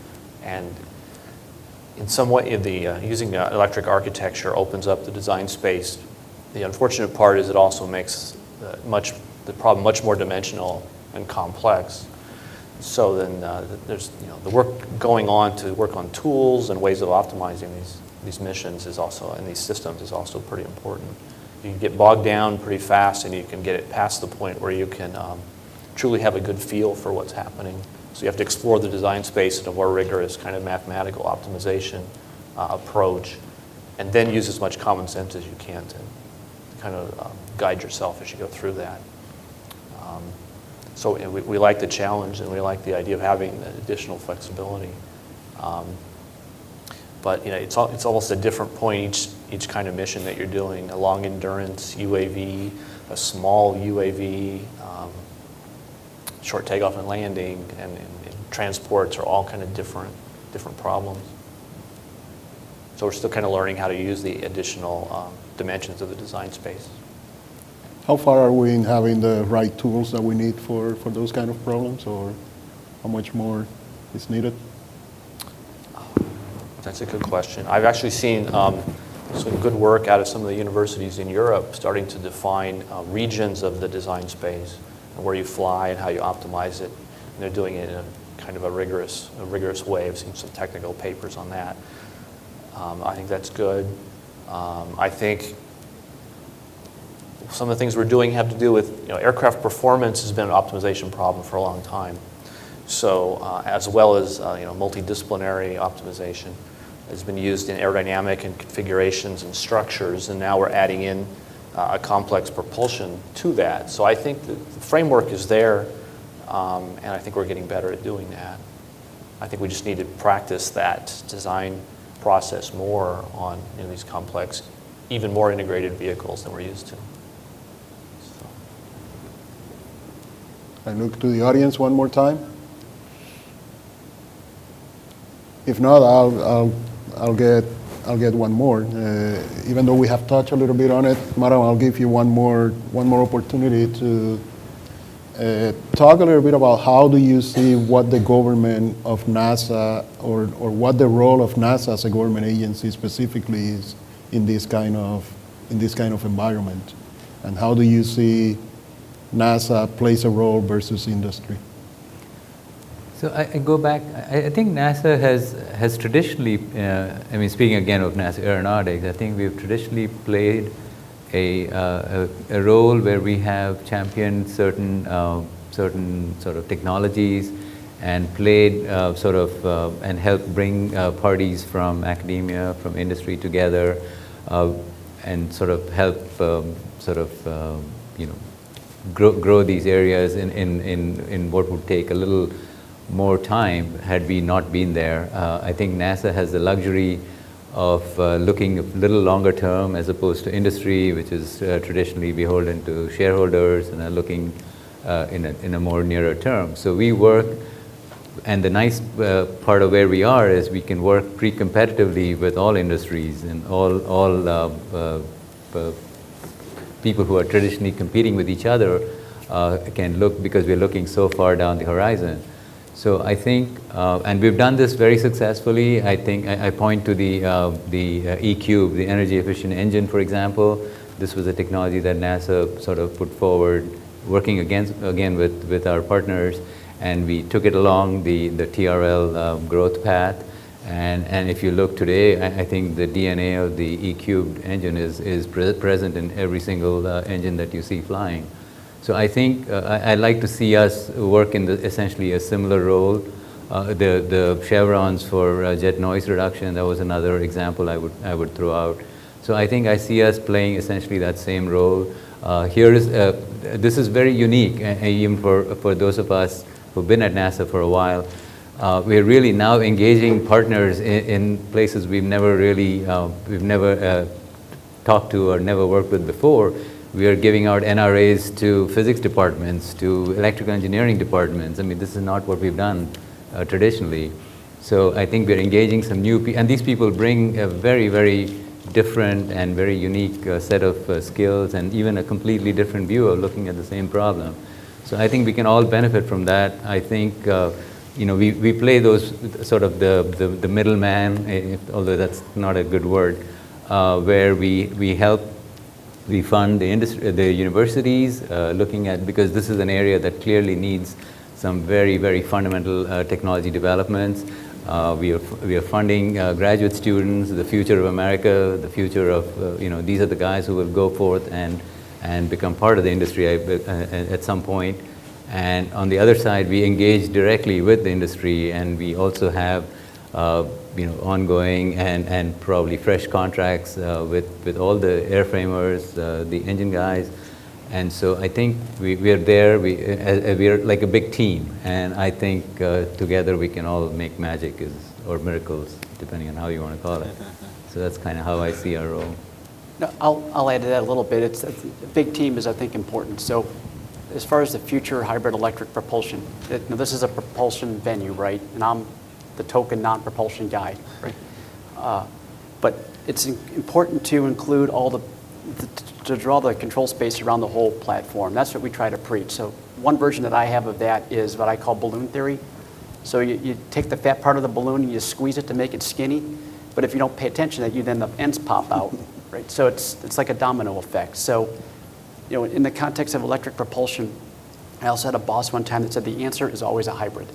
And it's working with all the people who are part of that hybrid to understand what the right level of hybridization is. And I think that's a challenge, because those are communities that are historically very stovepiped. And I think we've come a long way to cutting across some of those traditional stovepipes, but to define what I think is a good level of what the definition of hybrid is in this context takes a lot of different people in different, the MDO, the vehicle guys, the engine guys, the subsystem guys, and the people who are building the aircraft to do a job. They all have to, it's important for all of them to communicate, to understand how will the parts come together to do what that vehicle's supposed to do. So not to put our industry friends on the spot, but we heard Madawan and John saying, what do we believe the role from government is? From your perspective, what is the role of government in this area? What do you think that we need to do within the government to push this? Coming back to a sort of a European UK perspective, we're looking for government to help us with skills as much as anything, because it's interesting. We sort of identified the future technology, but we haven't identified what the future engineer is going to be that's going to engineer this technology, because many of the airframes that we see now, the engineers who are probably going to be designing them will be born today, and I don't see them being more, stovepipe disciplined people. They're probably going to be, they're going to have a great deal of more systems integration theory, probably more electromechanical controls type theory. There'll be a blend, and certainly we're recognising that challenge within Rolls-Royce. We're trying to get a greater pool of people with a breadth as well as people with depth. So you take a few people with depth, but you have many people with breadth. And we find that quite helpful, in terms of being able to redeploy people quickly and work that particular problem. But I certainly think there's a role for government to help, promote science, technology, education, engineering and maths in the workplace, and that's going to start early on in the schools. So that's what we're looking for from government.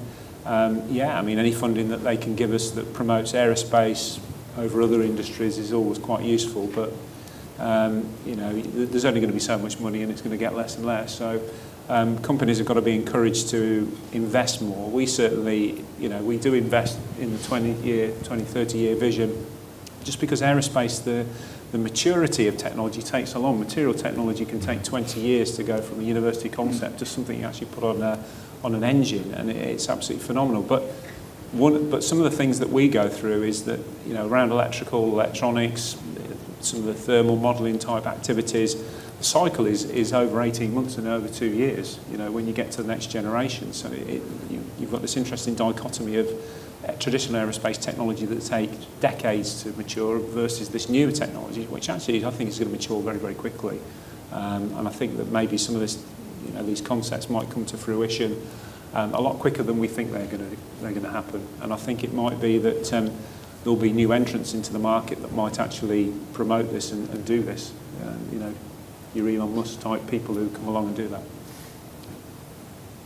I think next door they're having a panel on compressing the technology development transition timeline.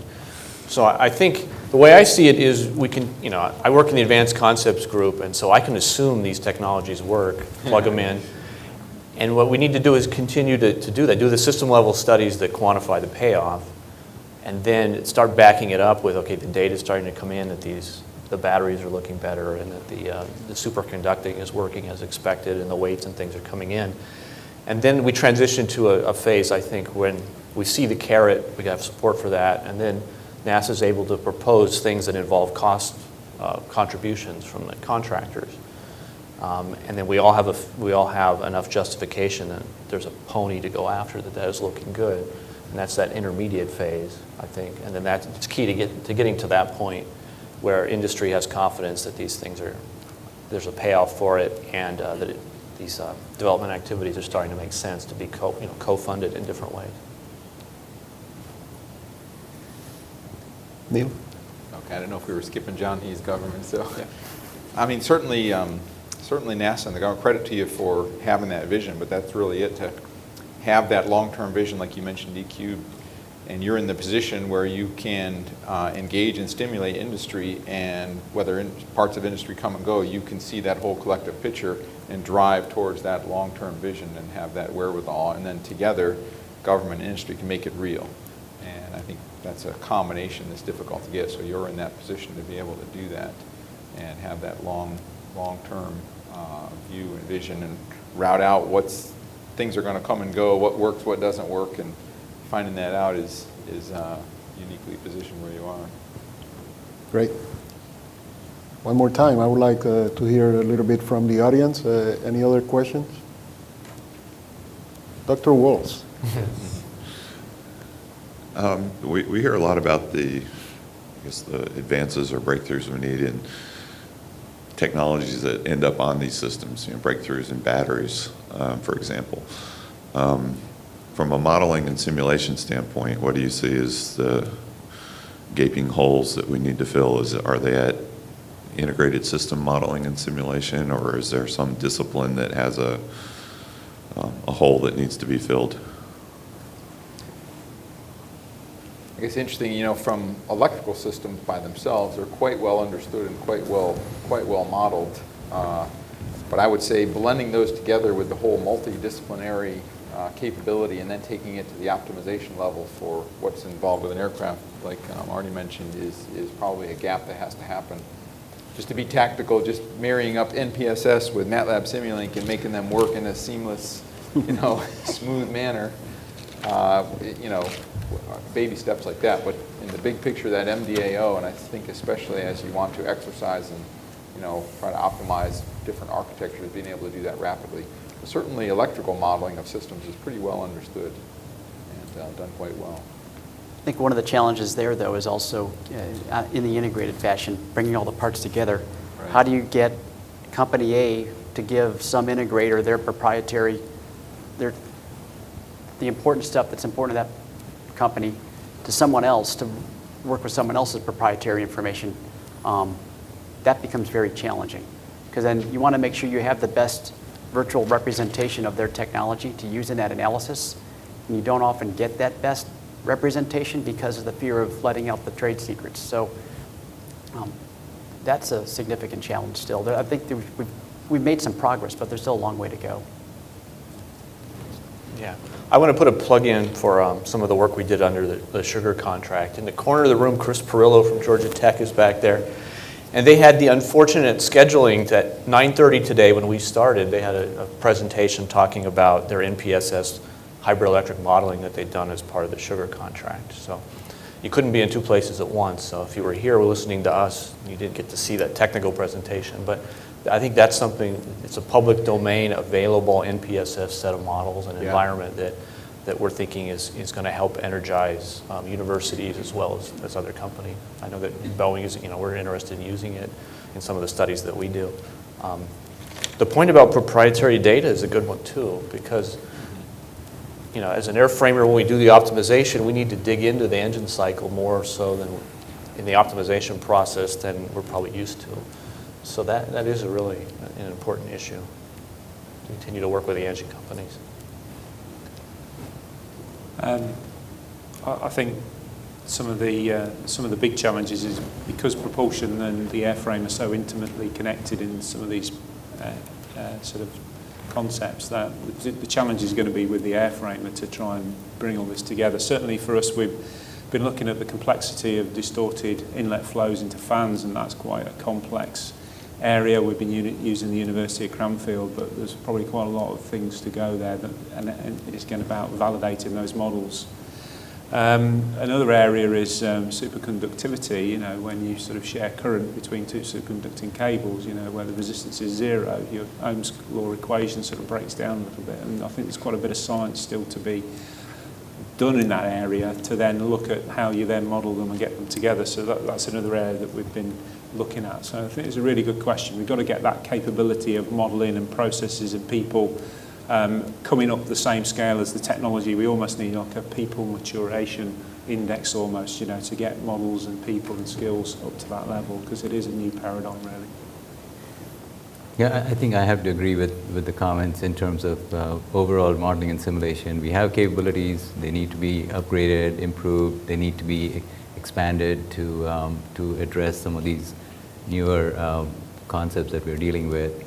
But from a very personal opinion, I think, and it probably goes back to having flunked chemistry all my life, I think the key modeling challenge for me is in the area of materials. This is one area that I never fully understood, and as I look around, whether you're talking batteries, whether you're talking composites, you're talking metallics with functionally graded, I look at these and I cannot put a differential equation to it or even a fundamental equation, and I don't know how to help model it. So I think materials modeling, and this happens at atomistic scales, at really micro scales, all the way up to the macro.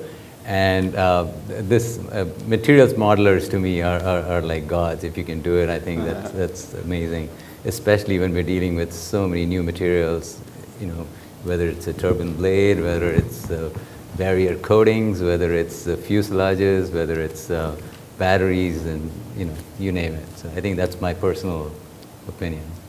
Ruben, maybe to add one other thing too that I usually hammer and didn't is this notion of real-time hardware in the loop and rapid prototyping, taking simulation all the way to that scale. I know like in ships and locomotives with big electrical stuff, the controller is ready and they want to test it on something, so they need like a real-time simulation of this megawatt class stuff, which is not easy to run.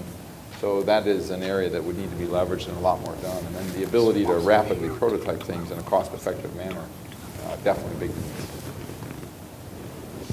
Yes, George. Hi, my name is George Kopasakis from NASA GRC. I have a comment and a question pertaining to the previous questions about modeling and control these systems. I worked in these systems before, and the biggest challenge I see is the stability of the system. For instance, we have requirements for power quality and EMI, but right now stability requirements are missing. Like a phase, a gain margin for the control feedback loops, also the impedances in the interfaces. If you don't spec the impedance in the interfaces, we can end up with a system that you never know in what area is going to run unstable and the whole system goes down, because in this aircraft systems will have custom power loads. If you had the resistive loads, you will not have to worry about it, but you have custom power loads. So that's a requirements that right now that are missing from the system, and I think that's one of the biggest challenges perhaps in the future modeling and control of these systems. Thank you. Anybody wants to react? I agree. And my question is, if anybody of you has addressed these areas or has seen any challenges in these areas? Are you specifically talking about electrical stability? What's right. Yeah, okay. All right. Having done it on big ships, yes, it can be a challenge. And I think we found it particularly a challenge on warships where they tend to do quite interesting evolutions, and they want to do every type of evolution of the ship with every type of configuration of power generator on and propulsion motor on. And you end up doing quite a lot of modelling. But actually, we found that we could stabilise these systems quite well. The concept of system stability, the great thing about electrons, they go the same direction around the circuits as they do in the sea as they do in the air. It will be in the fault modes, or the failure modes that we get the challenge. I think the normal, you can get some weird effects, with traditional generators where you end up sort of, ended up with leading power factor stability issues with generators and things like that. So you can get into some sort of weird things. But I think we've learned quite a lot in marine, and I think we could probably bring that learning into aerospace, and I think we'd probably find that we won't be too bad. I think it's an area, as Neil said, electrical systems, they pretty well function the same wherever you are. It's probably more in the materials area and some of the other areas that we've spoken about where there's unique novelty, my personal opinion. We learned long ago that the classical control theory did not apply to constant power loads. And there's people who have done a lot of research, and there's still a lot of learning to be done. But it's not just constant power loads, it's all the electronics on the aircraft. So some of them are even, say you've got Company A's motor generator being used as a source of electrical power to start to turn Company B's motor to do an electric engine start.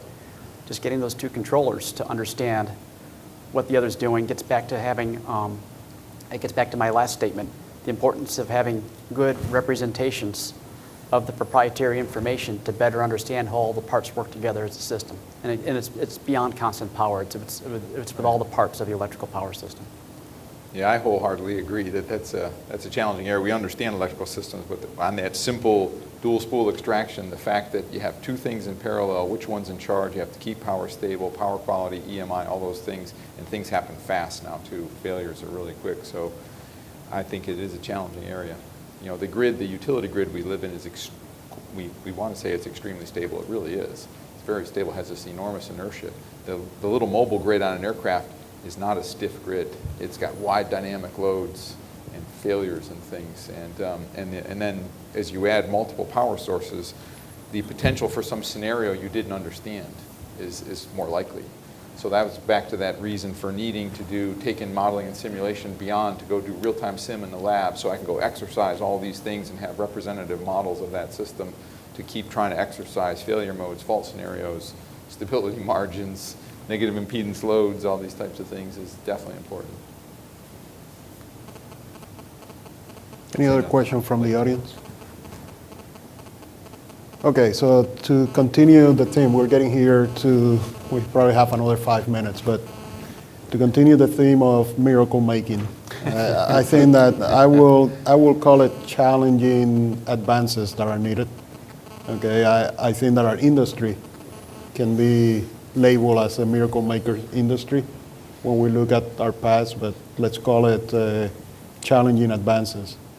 I'm going to ask each of you to tell me which is that one challenging advance that we need to work on first. So, Neil, I start with you. What is that one thing that we need first? Oh boy, just one, yeah. Just one, no more than one. You have to say the size and weight of electric machines and power conversion. There's a list right after that, though, that are really, really important, too. John? I don't know how to give that a simple answer. Yeah, I know. The one thing, it's to me the controls to make all this stuff work together. we can talk about the other parts, but there's the part that's, it gets back to what he was just asking about. It's the controls to make all these parts work together, I think is the one thing that we need a better understanding of. Maybe I have maybe too much faith that my engine company comrades can work through this and produce that electric engine and produce the hybrid electric system that goes into it. And I'm going to have confidence that you can solve your control issues as well. So I'm looking for just the battery technology, true battery technology for aviation, which is not just in a lab you have, 750 or 1,000 watt hours per kilogram in the lab, but you have that in a safe battery that has a useful life in a way that is economically viable. So I'll roll all those challenges into the battery technology because that's what's going to enable a lot of these systems. Confidence for public, regulators, engine manufacturers, airframers, system providers. I think we all need confidence that we can actually discharge this fantastic opportunity. And I think it's going to be a journey over the next 15 years where there will be hiccups, I'm pretty certain. And I think we've just got to deal with those hiccups. But we've got to slowly build confidence, especially with the public.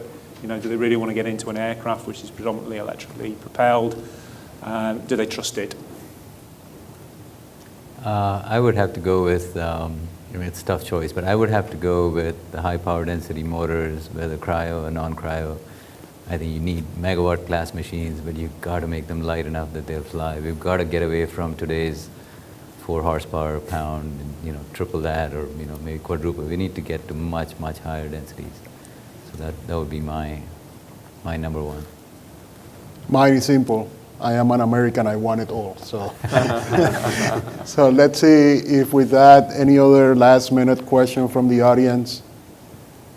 If not, I hope that you agree with me that we have had a great discussion today, not because of me, but because of the great members in our panel that we had today. I think that we were able to identify the great expert in our challenge. I know that many of you in the audience, I see you, I know that this is close to your heart. I hope that it really served you. I have here a token of appreciation from AIAA for all our members. It's a beautiful coin in appreciation 2014 AIAA, so I will be giving this to each of them as we conclude here. And the last plug that I make for AIAA is there are 3 program committees that are close to this area of work. One of them is for sure meeting here, the Green Engineering Program Committee. Maury Bradley chaired that program committee. I help him as much as I can with the conference participation. In fact, I appreciate that they were able to help us sponsor this session today. There's also the energy optimized aircraft systems, PC, that both John and I participate on, led by Professor Dimitri Marvis from Georgia Tech. That is also, this topic is very close to their discussion. So if you have interest in getting involved with that, please seek any of us. And finally, there is a newer program committee called Transformational Flight Program Committee. Has been really trying to bring the aspect of smaller scale transportation and how we transform flight system for the future.